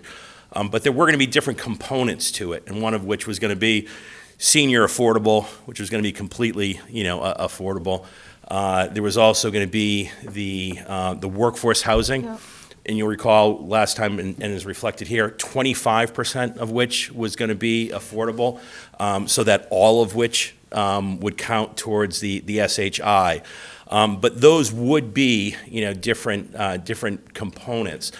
So the language, and this was, the feedback we got was from kind of the Planning Office for Urban Affairs, who again, we introduced to you, that's the Catholic Archdiocese nonprofit housing developer, was the ancillary, language, where it described the senior, the workforce as being ancillary to the senior, which suggests, just in the use of that term ancillary, that it was connected to and part of, the same project perhaps.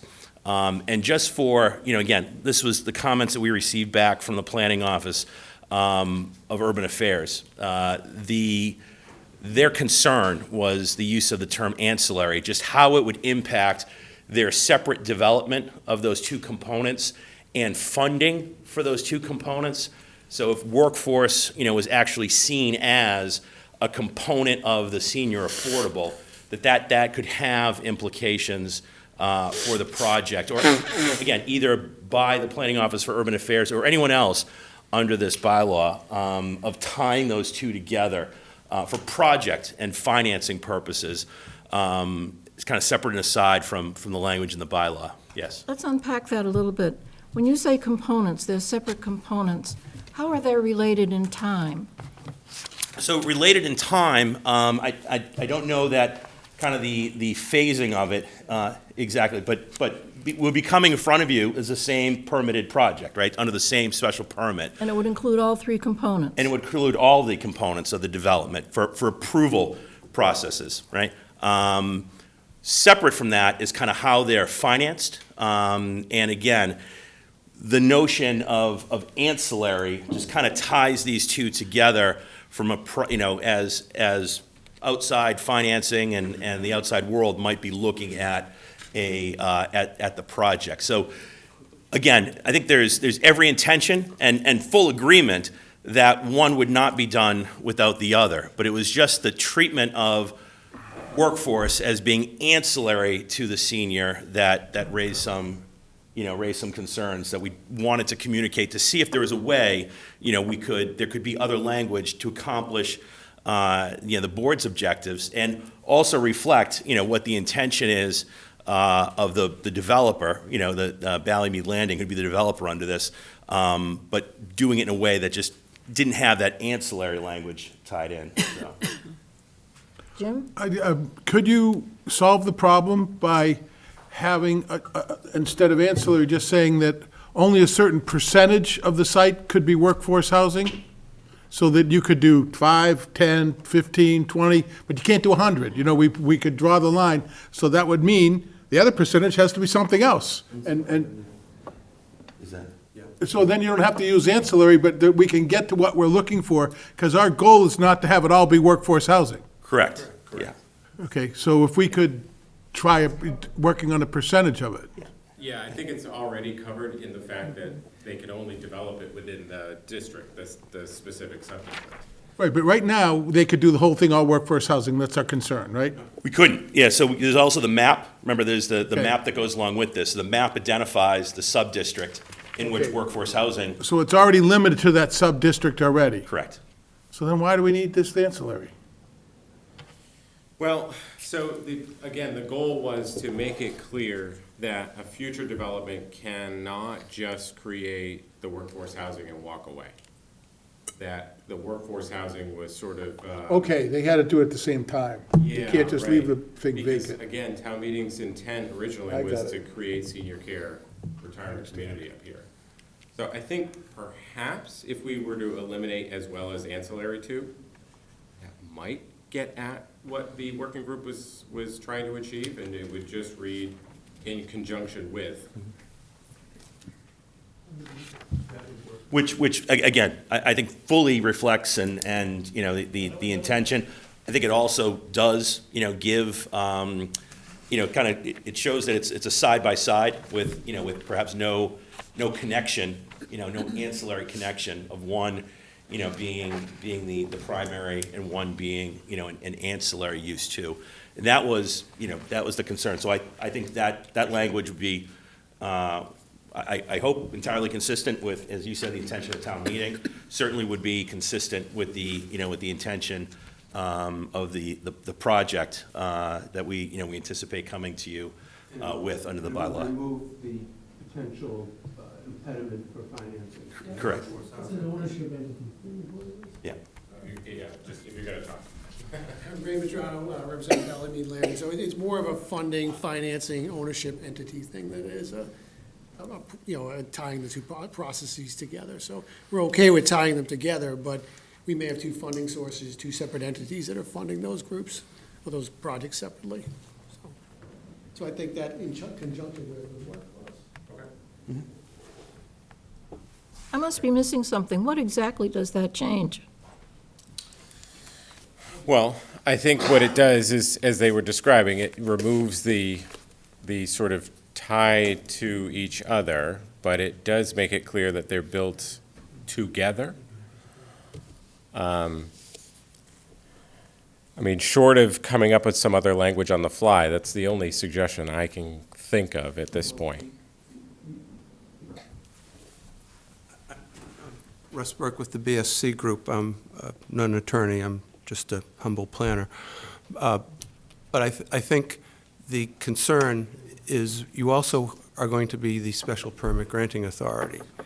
And with that, there's broad discretion in terms of making sure there's protections put in place that they are connected to one another.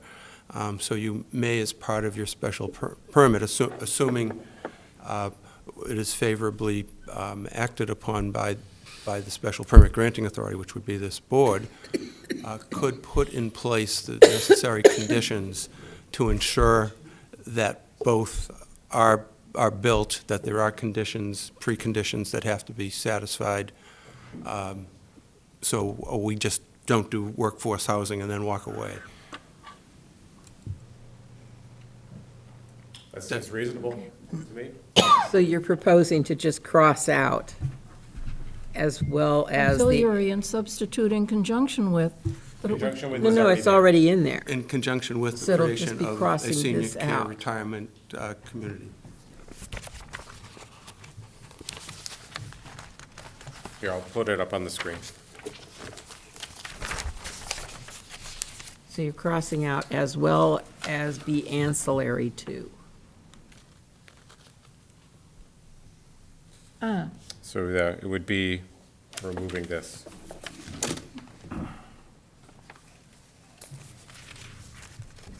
Or as a previous, Because it seems to me the concern is a timing one. If we're actually, and I'm not sure we are even concerned, but if we were concerned that they were going to build somehow only the workforce housing and walk away and never do the senior care, we would say, well, you have to do the senior care first. We would time it. Then you could be sure. I'm not sure it's a real concern, but changing that language isn't right. right. So I think we can just remove as well as ancillary too. It satisfies both. Problematic, sure. Both ends, and with that, I think the article is ready to be formally sent to the select board for execution. Yeah, I think so. You think so? I do. Is there anyone who disagrees? Okay. Okay, so Bob? now we've got to take a vote on sending us On these going to to, the warrant. Well, Bob? there's, yeah, so We have there's, more to go over, right? we do. So you may want to just take them one by one. So if you're comfortable with senior care, because you've already done conversion, might want to just do unless there's a comment on senior care. There's a comment. Bob? Just want to make sure we're going to talk about That's, Mr. Cobb. that's what I was concerned about too. Right, Yep. we will. I plan to. We're getting there. In fact, I think we're there now, aren't we? Right, so because you took the action on conversion, I would recommend you take the action on senior care. So you're formally sending it to the select board for execution in the warrant. minus the language as well as ancillary to in section 246.7 C6, 4. Yes. Yes. Very So we good. need to take, we haven't taken an official vote on any of these. You did on conversion, so I would Been on keep the it consistent. conversion. So we might I as guess well I hear missed that, but. and have it work, right? So a motion? Okay, so I move that we recommend to the warrant, send along to the selectmen and recommend to the warrant the senior care with the words that we just struck. Second. All in favor? Aye. Okay, so we're ready on that one. Now, Did we also take a vote on, Let's do the definitions. we did the definitions? Wait, I missed it. There was no vote on definitions. I didn't think so. I'm keeping track. Yeah, I didn't think so. Okay, so I move that we recommend to the warrant and to the selectmen the article on definitions, the three of them combined into one. a second? Second. Second. All in favor? Aye. We're set on definitions now, Mr. Cod. So I will just call up the two articles that, again, are at the table and for which are on the planning board's website.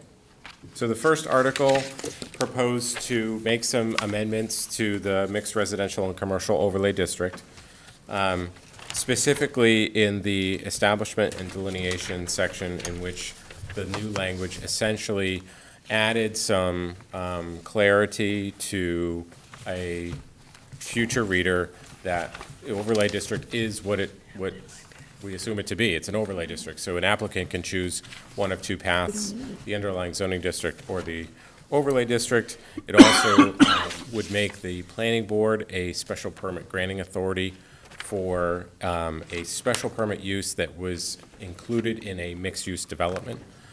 It also made some changes to the dimensional regulations. So we struck the language of restricting the number of stories. And so we have in here, which you can see here, it used to say maximum building height shall be 35 feet and 2 3/4 stories. We took that out and we put in its place this new clause about allowing building height up to 40 feet. Sorry, the highlighting is not working. And then we also added some language in the section which allows the planning board to grant a parking reduction. Currently, the planning board is allowed to grant a parking reduction if there is a car sharing program proposed with an application. We added some language with some help of the planning board members and from the working group that a shared parking agreement may be another way that the planning board has the ability to reduce the parking. Okay, so those, in a nutshell, were the revised changes. Now, at the last meeting, Attorney Ament provided this document to the board and suggested that some of these changes be included in the bylaw itself as well. Fast forward to the working group discussion in December and January. There was a lot of concern about the language that we had added. There was questions about potential unintended consequences as it relate to being the special permit granting authority. What does that look like for the underlying zoning district? Is the language actually clear? There were more questions than there were answers during the working group sessions. And we felt it best to pull our efforts back on Mr. Cod, have a more comprehensive conversation, especially about not only the language that deals with what I just described, but also the building height. What we're hearing is that building heights may need to be higher than 35 feet, may even need to be higher than 40 feet in order for developers, for it to be an attractive bylaw for developers to use. So we wanted to pull everything back and just say, let's take a closer look at this and spend more time and bring it back in November once we've had a longer discussion about the whole process. So my recommendation at this point is to withdraw these two articles articles, and I should say the second article was a proposed change to the mixed-use development definition. So I apologize, I didn't articulate that well at the beginning. But at current, because there's so many open questions, my recommendation is to withdraw the articles and bring them back in November. Jim? Well, that means our existing bylaw is in place, and that means that the zoning board taking their position that they are the special permanent granting authority that totally kills our project is going to be in place for another year. That's basically what we're saying, right? It means that no changes would be made to the bylaw, correct. Which means that the special permanent granting authority is the ZBA, not us. Only in situations when an applicant decides to use a special permit use in a mixed-use development. So it's, I need to be very clear, in small circumstances. But everything in our thing is mixed use, Mr. Cod, that's what it's all about. Correct. But there are plenty of examples of mixed-use developments that don't include a special permit as the commercial component. So you could have retail on that first floor and not run into that situation. So in those small circumstances where you have a mixed-use development being proposed in a Mr. Cod application that includes a special permit from the underlying zoning district, if that special permit is a ZBA special permit, yes, the answer to your question is yes. If it happens to be, and I don't know if there are any examples, but if it happens to be a special permit that the planning board grants, then no, it would be the planning board granting that special permit. Hopefully that's clear as mud. So, with what's going on right now, we're not going to solve this problem. The planning board and our building department has said that they get to determine whether it's a special permit or not. And whether, Correct. okay, I don't know what the rest of the board, but that was never the intention that I had when we were passing this bylaw. And that's what I consider to be a very narrow interpretation, taking advantage of language that we shouldn't have had. But I thought we also had a language without exception, and I thought that covered us on that. And I was really in a hurry to get Mr. Cod going, and I think we're almost there. And I believe that the only problem is, the bylaw we just talked about for the housing out, for the last article, says the planning board's a special permit granting authority. It doesn't mention the ZBA at all. Correct. Yep. That's what this should be. So, and I think that's worthwhile of a discussion, and that's why we're I think suggesting. that was our intention. Well, that's why we're suggesting pulling it back, because there's some. That doesn't solve the problem now. It's kicking. Correct. It doesn't solve the problem now, but there's a lot of open questions about Mr. Cod that I would feel much more comfortable about having a longer discussion about and fixing it once, rather than having to continually tweak it to adjust it along the way. And so that's my recommendation. I know it is likely unpopular, but that's my recommendation. I know a few months ago, I believe I discussed with you and wanted to bring forward the changes we need to fix this. Yeah. And I wasn't thinking about killing it. That's not the idea that I had. And then I also asked Bob Ament to give us his opinion on it to see if there's some way we can put it through. I don't like the idea of kicking the can, we'll wait till next year, leave it all in place, because we have the way our zoning board, unless our town leaders start exercising some control on what we need to do as a town, and we're allowing, anyways, I just think it's nuts that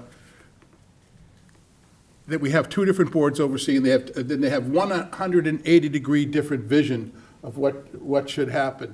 And unless and until we give one board the ability to reasonably think through how parking can be mitigated through innovative changes, and not just making parking attached to pieces for affordable housing that the people can't even afford to rent the properties, and yet we're gonna make them have a parking spot, it's nuts. And we can solve that by making us the special permit granting authority, which I actually thought we were.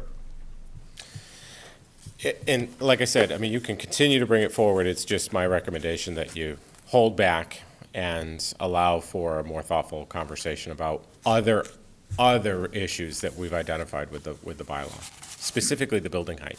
I think we're in an area where we. So listening to Jim, I agree with everything Jim is saying. But I met with Jed and Melinda earlier this afternoon, and the concern really is the height of the structure and the way this bylaw is written for an applicant to actually use it. And that's what we want. We want it to be used. And any applicant that comes to town can do a 40B and not even have to worry about any height restrictions or how, like you saw the bank here tonight, if that was a 40B bank, we couldn't have any impact have 40B banks? on the roof or the color or anything. So I think we should listen to the town planner, take a little bit more time and make the adjustments, including the height that would be required by an applicant to use this instead of a 40B, and then have it used properly. I would not have said that before I met with them this afternoon.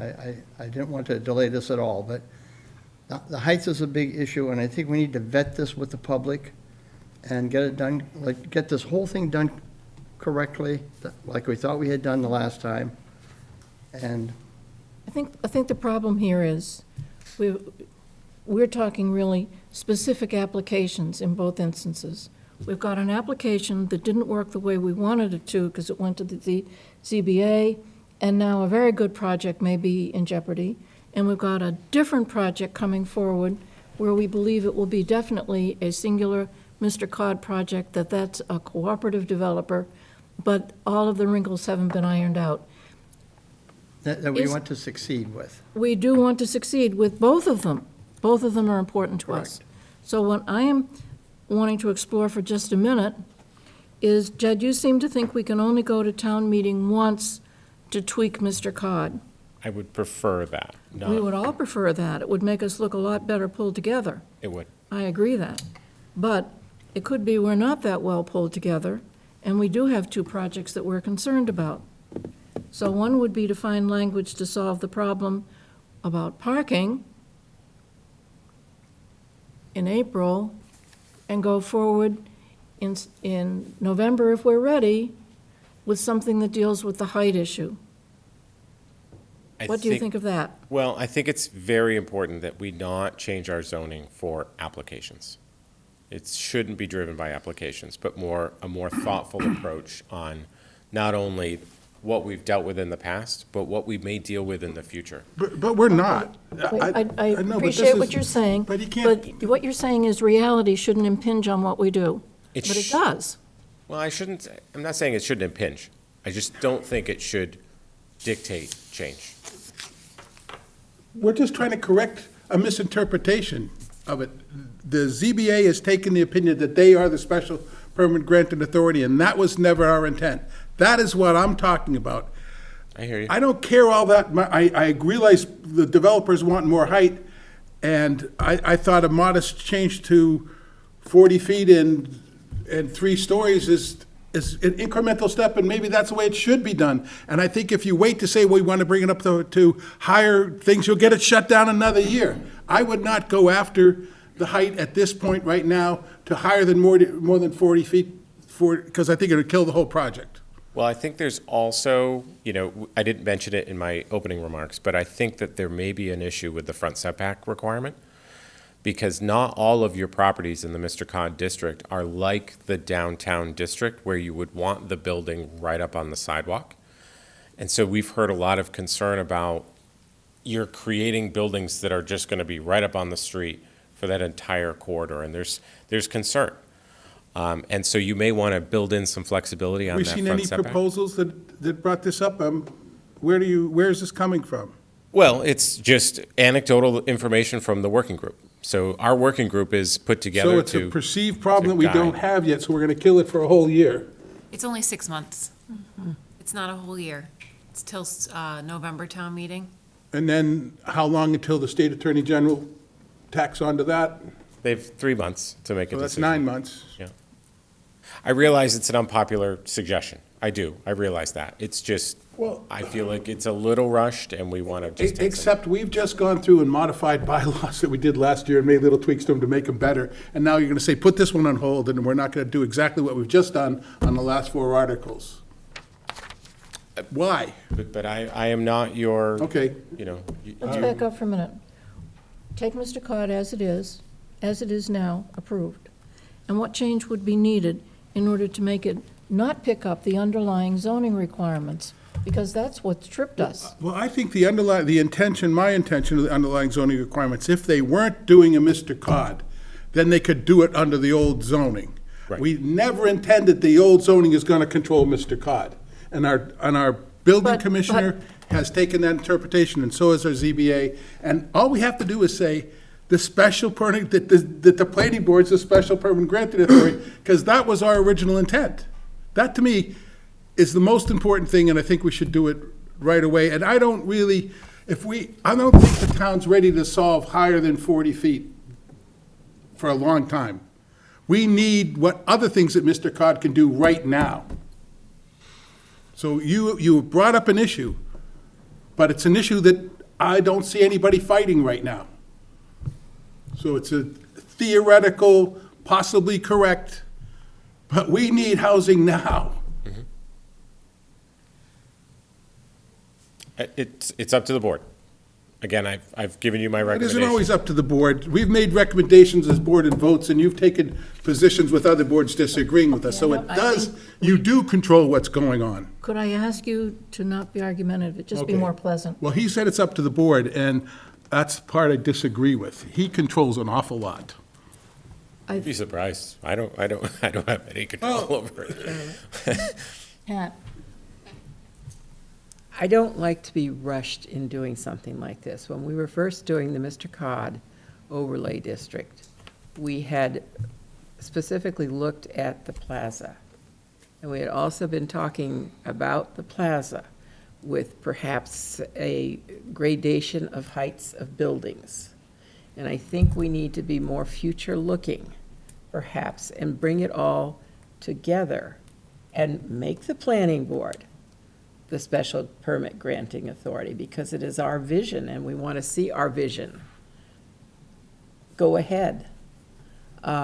So I'd rather step back and bring it into fall town meeting and get it the best we can get it before we go chomp now and chomp again. I don't like that piecemeal effect. Okay, I have to bring a conversation that the three of us had at this meeting, and this is why I feel this way. I had brought up that what we really need to do is to make it work, because the developers were telling us we need more height. And both of you told me, we don't agree, the town won't approve that. When I brought that up in the discussion, you both said, no, we're never gonna go to that height. And I still believe that. I brought it up. I think 40 feet's too high. Okay, so what I'm saying is, But we didn't even We're get still to gonna that have the fight. conversation here. but why are we talking about a limitation of heights that's really, I'm okay with leaving it in place? Especially because you have stated that you don't like it, anything more than I don't that. like it.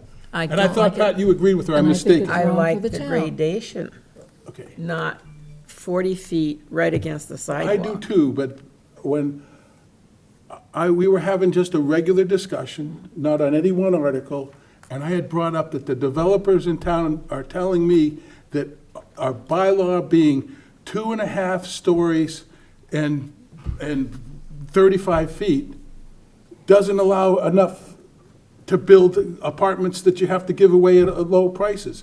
And I hear it over and over again. We had a little discussion here, and I thought I got direction from our chairman that we're never going to add the height. So why are we waiting another year if we've already made the decision we're not going to add the height? Let's solve the problem now. Three of us couldn't make the decision for the board, and I believe it was the context in which we were. It was, I was just bringing it up. I just think that the argumentative height, and the board doesn't support it all across, will be here next year too. So why wait for something we don't have agreement on?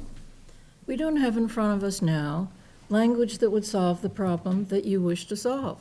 It That does. language isn't here. No, I it's do want to not. point out, The though, special that permit that granting authority language. isn't in there? Find it. No, it's here. Well, I've asked for It's it. here, it's here. So here's the That's red the- lines. And here is the statement that Jim is referring to.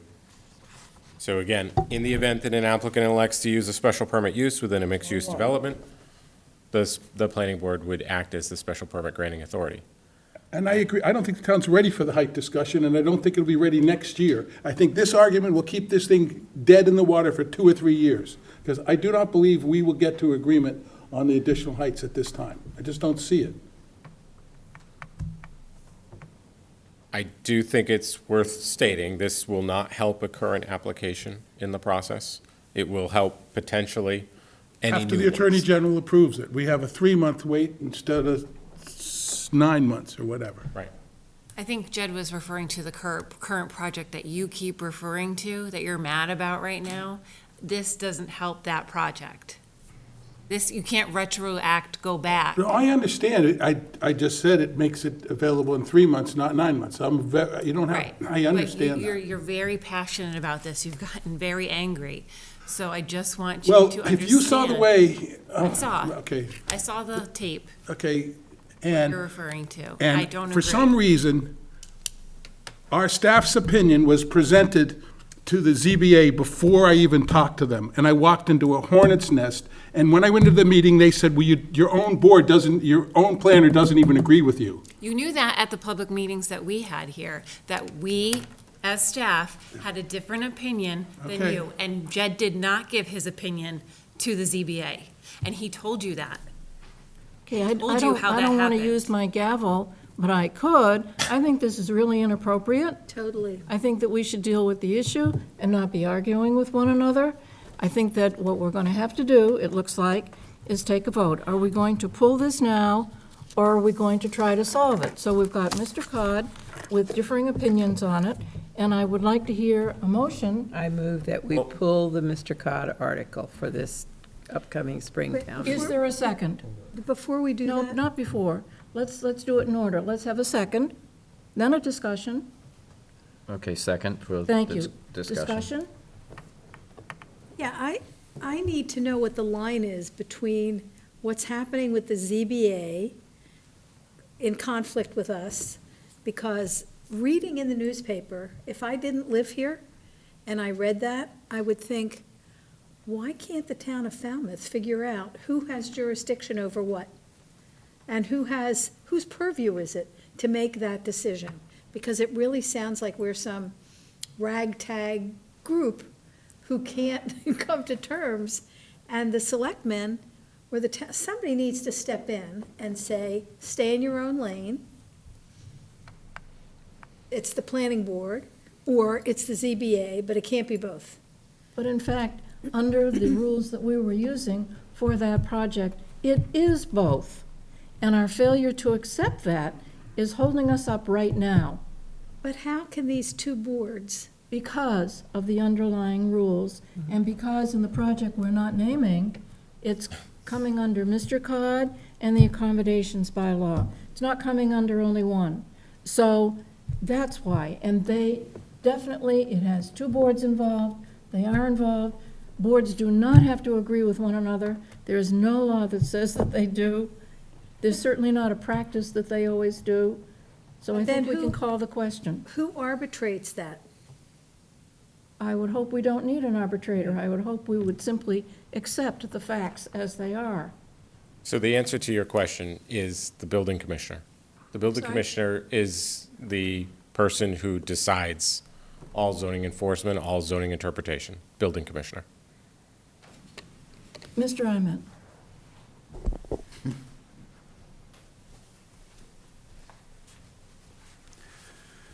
Well, you know that I represent the, Mr. Galasso in that other Right. project that's unmentioned.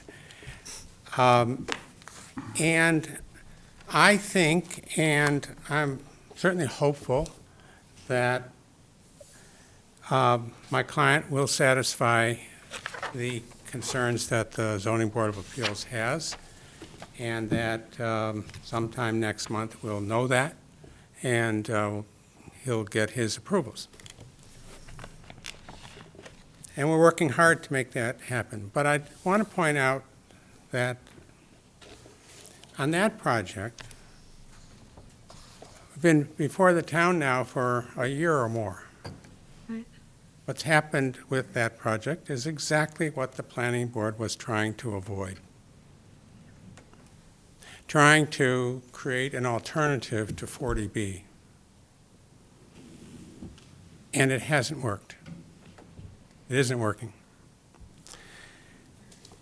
And it isn't working, I think, not because so much of defects in the bylaw,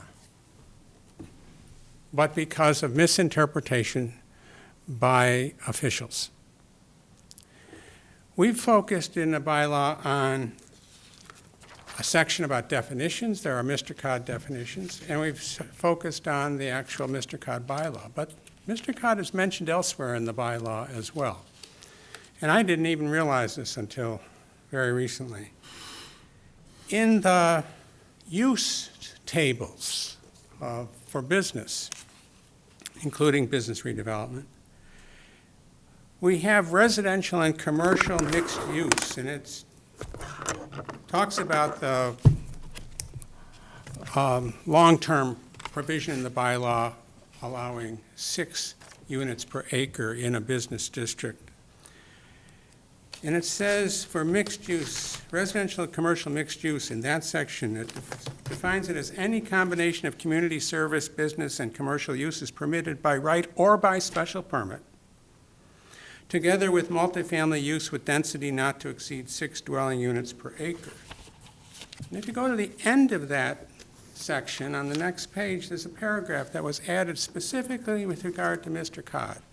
It says mixed-use development with density up to 20 units per 40,000 square feet of upland may be allowed through site plan review without a special permit in the mixed residential commercial overlay district. And we've never focused on that language, even though I think it's clear enough, because I think it was a pretty good bylaw, even without needing changes, that the planning board is the sole permit granting authority under Mr. Cod, and that a special permit wasn't required. Well, the changes that were proposed, that have been proposed, would help a lot, but still require a special permit. Certainly a lot better for the applicant if it's the same body. But there shouldn't be a special permit required. The planning board, as I think Mr. Fox has said so clearly, and I don't think you disagree with him. The planning board was supposed to be able to approve these projects under site plan review. Mm-hmm. And there's nothing in the Mr. Cod bylaw that says if you do a mixed Mr. Cod project, you also need a special permit for a special permit use. Now, the proposed bylaw changes will say, yes, you do need a special permit. I don't think that was what was intended. But if we need a special permit, it should make it the planning board, because we've spent a year on that other project. Now, there's another problem going on. Now, that's a problem, and it's a problem, and it's because of misinterpretation of the bylaw, in my opinion. But something worse than that has also come up at the last meeting, and that's the building commissioner's presentation, where he basically said if you have 20 units per acre, you've used up all the development potential in the property. That it's a limitation. He actually created a box. He put golf balls in it. Each golf ball is a unit. He filled that box, says that's it for the development. So, in the case of the nursing home conversion, we know that Mr. Cod says 20 units per acre. It's 57,000 square feet, and I think that's what it is. And it comes to 33 units. He says if you have 33 units, there's no more, that's it. That's all the development. So let me say what that means. He's saying that mixed use can only have 20 units per acre and no more mixed use with it. You approved, in the only project besides the still ongoing project for the nursing home. You approved at 464 Main Street next to Peking Palace, a Mr. Cod project with 15 apartments. That would be the maximum number at 20 units per 40,000 square feet. But you also approved commercial space. There wouldn't be any room in Mr. Street's box for any additional development after the 20 units. And how are you going to deal with a Kimco project on a parcel that already is significantly developed? So you're going to say, well, of the 9 acres, 7 of those acres are already all developed. There's no more room for the development. And our bylaw doesn't tell us how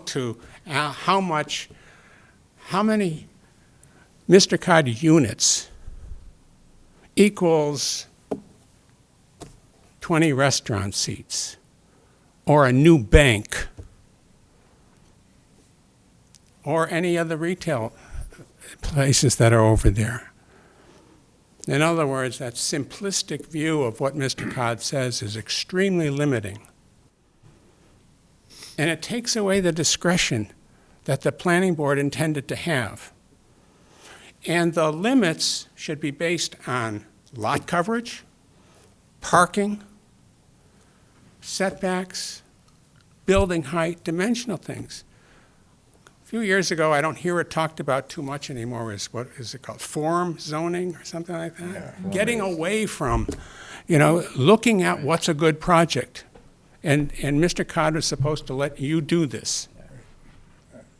I could tell you, I agreed to work on the Mr. Cod bylaw and put down form-based code because it would bring the affordable units here years faster. And John got me to work with him, and that's what we're going to do. He pointed out to me that form-based code was too hard. Mr. Cod's a quicker way to do it, and we need it now. And that's the only reason why I let go of form-based code and tried to embrace this, because I actually thought that we were the special permit granting authority.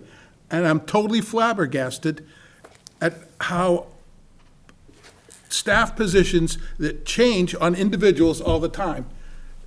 A new person gets appointed to that job, they have a different look at something, and our whole planning goes down the tubes. I worked on that too, so I don't think it was just a No, but that's how three-person John got me to be involved with it. Form-based code has nothing to do Mr. with Ahmed. use. It has nothing to do with use. Right. No, but we wouldn't be having the special. He's talking about interpretation of use. Right. I'm Right. saying that if form-based code said it didn't matter what the use is, and it didn't allow the ZBA to come in and tell you what uses are. Let's not, The ZBA you're just didn't getting decide that. sidetracked. We don't have to discuss that now. Okay, well. I remember how we got going on units, because that's the way residential things, and we were thinking of it as residential units.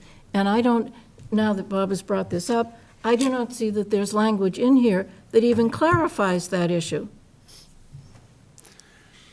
In fact, it leaves it open to that really narrow interpretation. I because we think do that not the real specify. answer on what's going on is that the planning board has to be, I don't know how you'd be more insistent, but more insistent in talking to the town manager,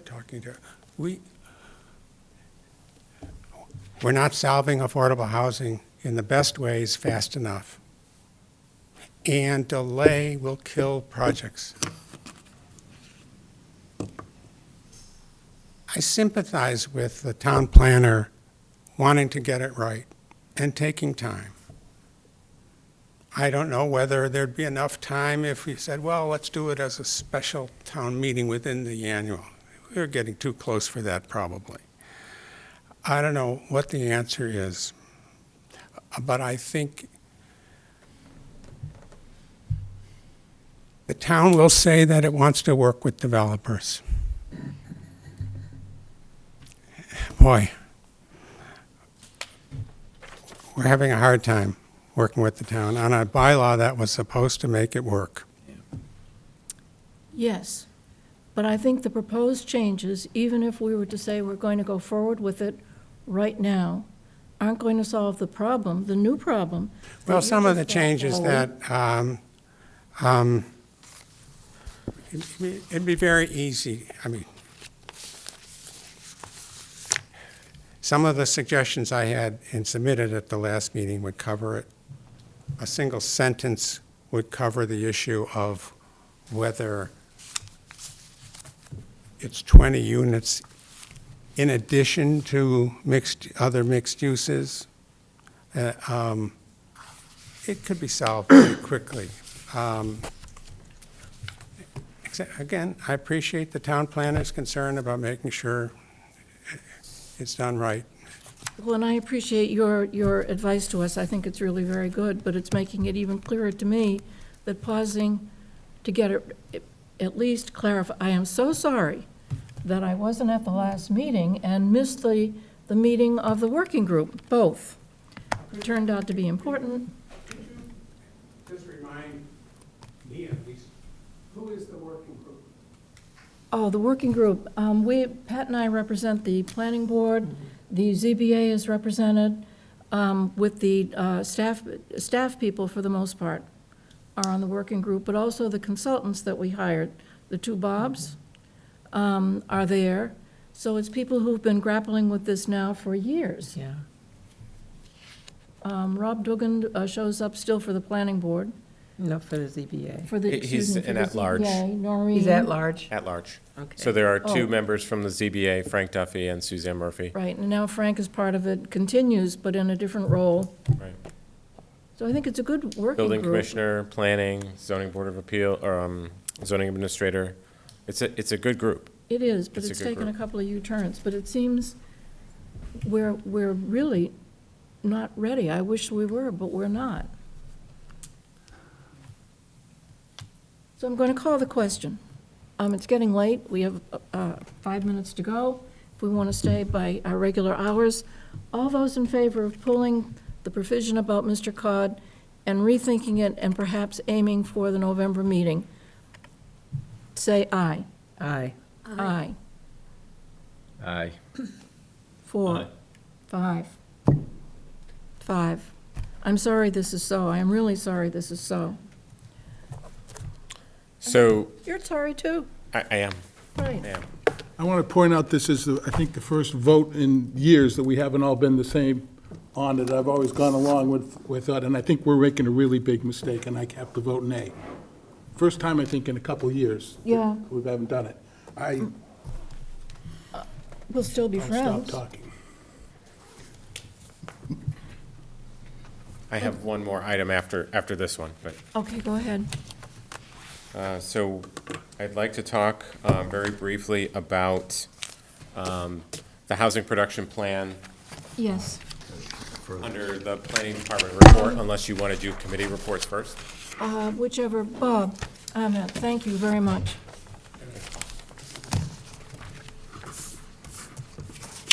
Would you like me to proceed, or would you like to do committee reports first? No, let's do the housing production plan. We've got it right in front of us. It's the colorful one. So on on January 10th of this year, we had our consultants come down, who are Horsley Witten Group and the Barrett Planning Group, to host and facilitate a public meeting at the high school. We talked a lot about the draft strategies that the consultants have put together with the help of housing coordinator and myself. And at that event, there was a brief presentation about demographic information, what a housing production plan is, and then we opened it up as an open house. And what you see up on the screen is a board that we asked participants to essentially come to and read these draft strategies, take a yellow dot and vote on whether or not they agreed or disagreed, needed more info on, and if they agreed, if it were a high priority, they also got another dot to indicate that, and they had an opportunity to, as you can see up on the screen, write notes.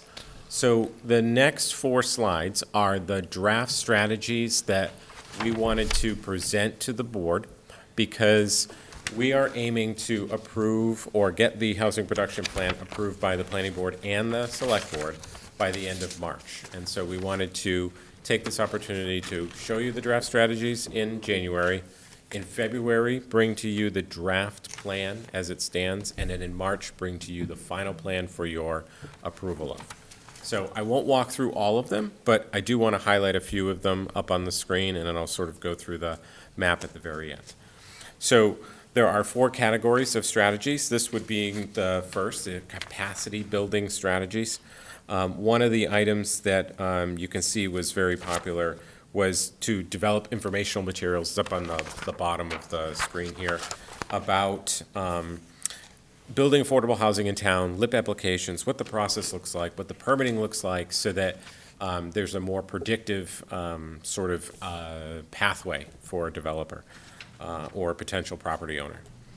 The other item which Kim Fish, our housing coordinator, is currently working on already, but is formalizing a program to monitor the existing deed-restricted housing and enforce current conditions. So again, making sure that we're not just tracking the SHI units, but also tracking any of the deed-restricted units that get produced outside of that process. As you can see up on the screen, there was a lot of interest in this board, and I said I'm just going to move on to the next one and sort of highlight affordable housing strategies. So this was the second category. If I can get this to fit. Right. Don't want to. Very good. You're going to fight me. So on this board, some of the more popular ones was the first one, make suitable public property available for affordable housing. Many of you may already know this from my conversations with you, but you've likely heard it elsewhere. The planning department is working through some 400 properties that the town currently has owned to decipher development potential. It's a long process, but we're currently underway there, and making that land suitable for affordable housing is one of the top items, and you can see a lot of folks indicated that as such. And then obviously turning our attention to development that includes housing for special need population, but also the formerly homeless populations, making sure that folks who absolutely need the housing, that there's housing for them. And then, which I thought was a very interesting point, this last one on the bottom of the slide, consider allocating a percentage of sewer capacity for affordable / community housing projects. So as you know, in our sewer district, which is generally on Main Street and up on Davis Straits, if a development trips a certain threshold for increased flow, they have to come to the select board and ask for a variance of the flow neutral bylaw. There's some conversation about, well, can we allocate a certain percentage of that flow, that capacity, to just affordable housing projects, so that there's an opportunity for them to get a bite at the apple, if you will. Again, not a concrete strategy at this point, but a draft strategy for people to consider. Isn't that affordable housing component already included in the flow neutral bylaw? To give priority to housing? Not that I'm aware of, no. Well, Better check. We'll look into it. But it was an interesting conversation, especially at that board. Next item was regulatory, and again, this is where the planning board would come into play. What sort of zoning bylaw changes would you might consider, or would people be supportive of to create affordable housing? The first one, again, very broad statement, but allowing the diversity in housing types in more areas.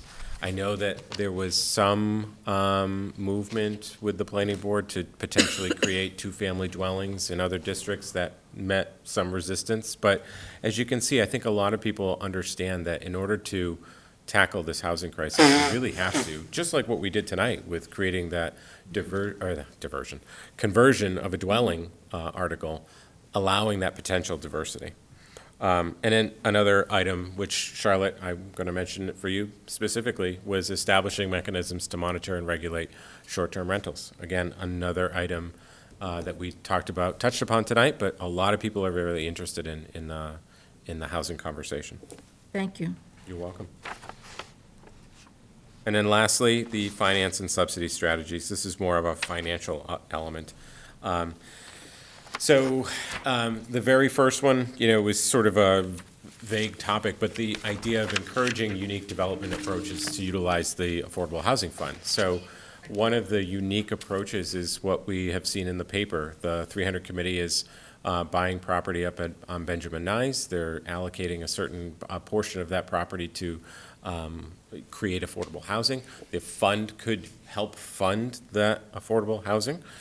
So, those are unique strategies and approaches to creating housing that the town actually needs. And, one of the other items, obviously, is just looking for regional partners and finding ways to create it in that way. So, again, I won't go through each one of these because we're short on time.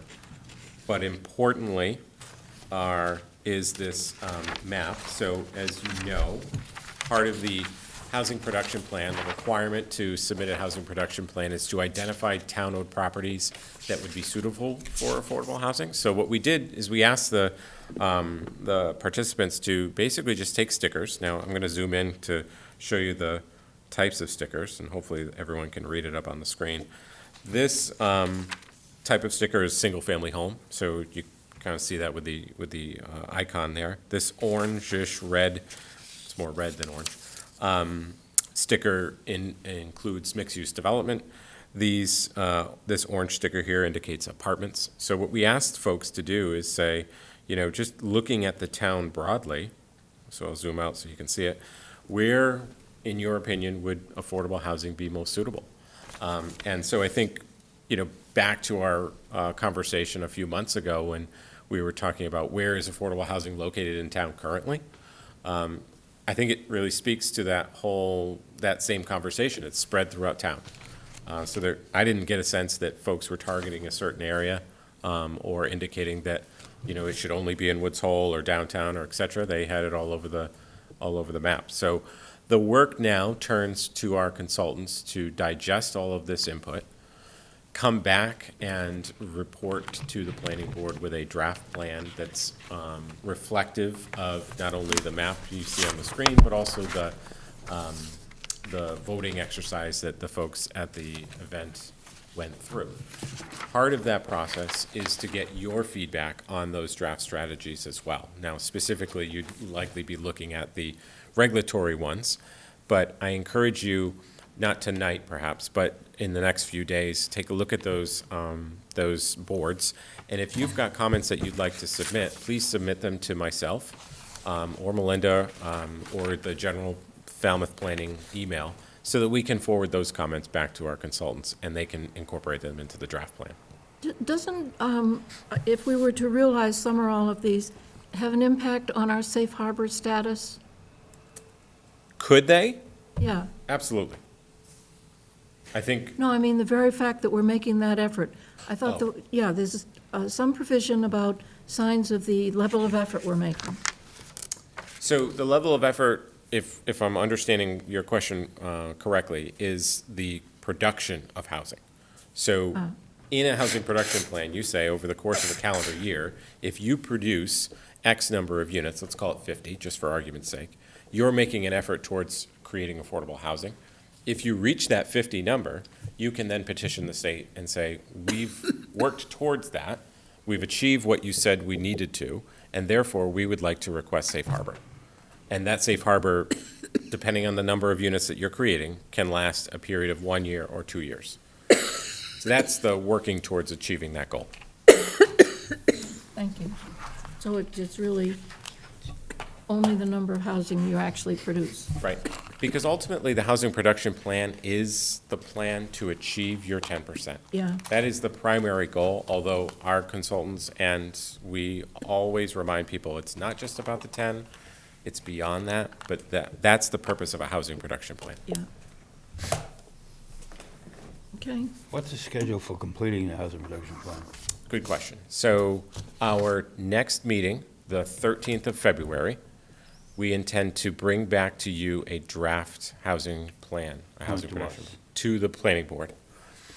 The order of operations is the planning board needs to approve the plan first. It then goes to the select board. Once the select board approves it, it then gets sent to the state. Once the state receives it and reviews it and approves it, you then have an approved housing production plan.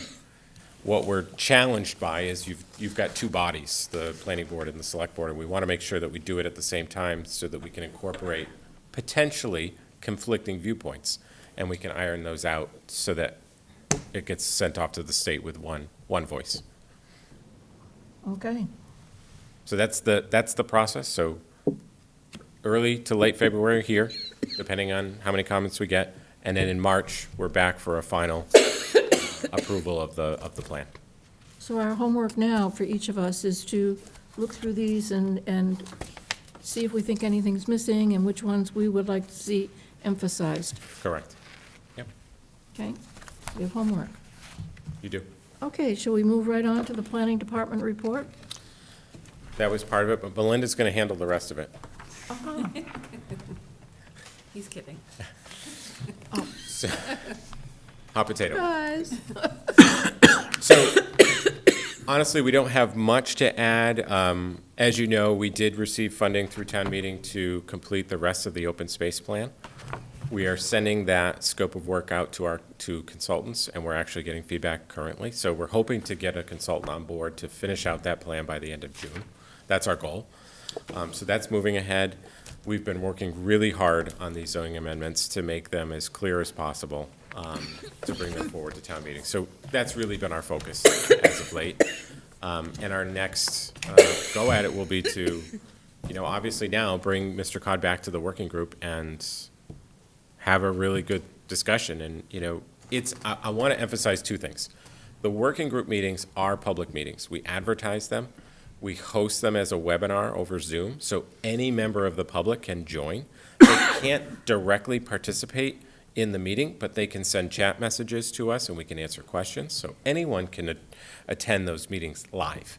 We also record those meetings and we post them on the FCTV page, but also the FCTV YouTube page. So anyone can go back and listen to and watch what we've discussed. So we try to keep everything above the board and make sure everyone understands what we're talking about and when we're talking about it. That's all I have. Okay, committee reports. Any committees? Committees? No. General correspondence, I don't think we had any.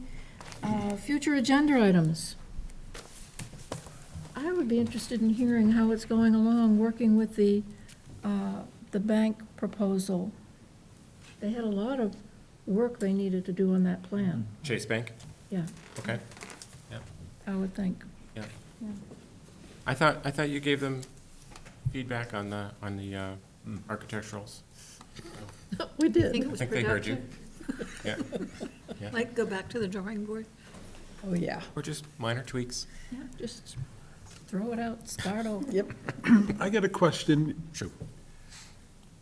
If that bank goes in there, does that take away from the housing that we were planning on this site? No. So it doesn't, No, so I think it would be helpful for me to address a comment that Attorney Ahmed provided.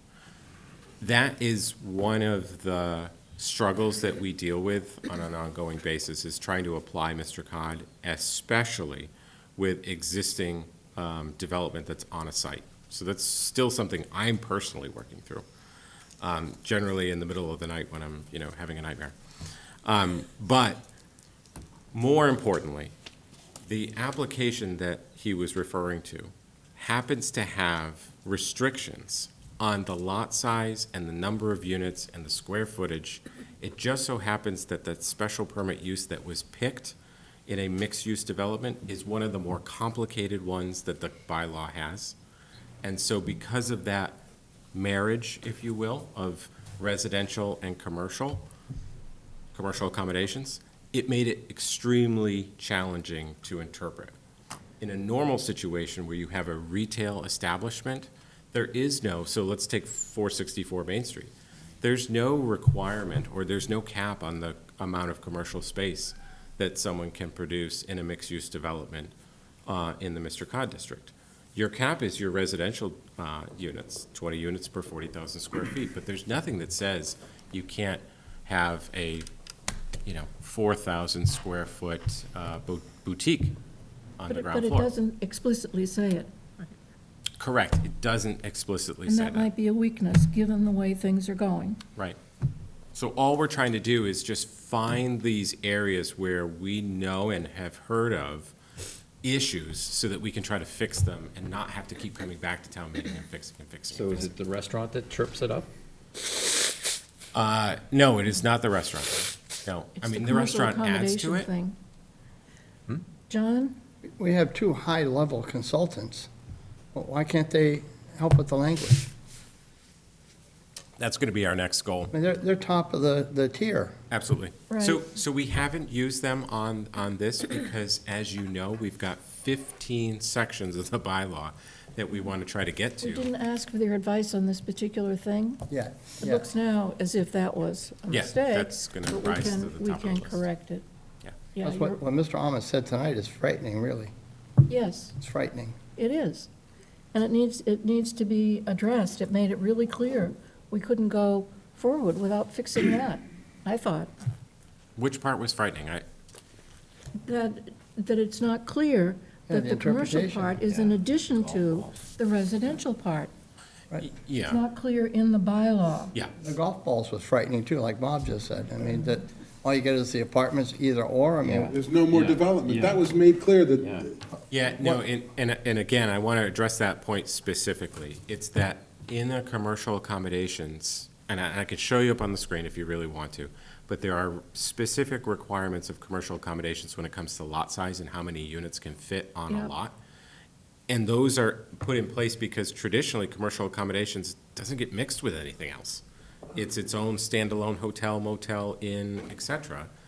Now you're mixing it with a density overlay district, and it becomes extremely challenging to figure out the right way to interpret that. well, hotels have restaurants, they have gift shops. I mean, They it's do, not- they do, but again, they're handled in a different way. That's all commercial accommodations, that's handled separately. Well, again. if it was the same, You have consultants, I think that they should be able to Help us out. assist with the proper language. But he also kept saying, we were fooling around with this thing for a year. A lot of that was that the developer kept bringing us incomplete plans. Do you remember that? Yes, I do. And we kept asking him, please help us, help you by making your plans complete. It's an unfortunate misrepresentation of the facts. Yes, They it developed, is.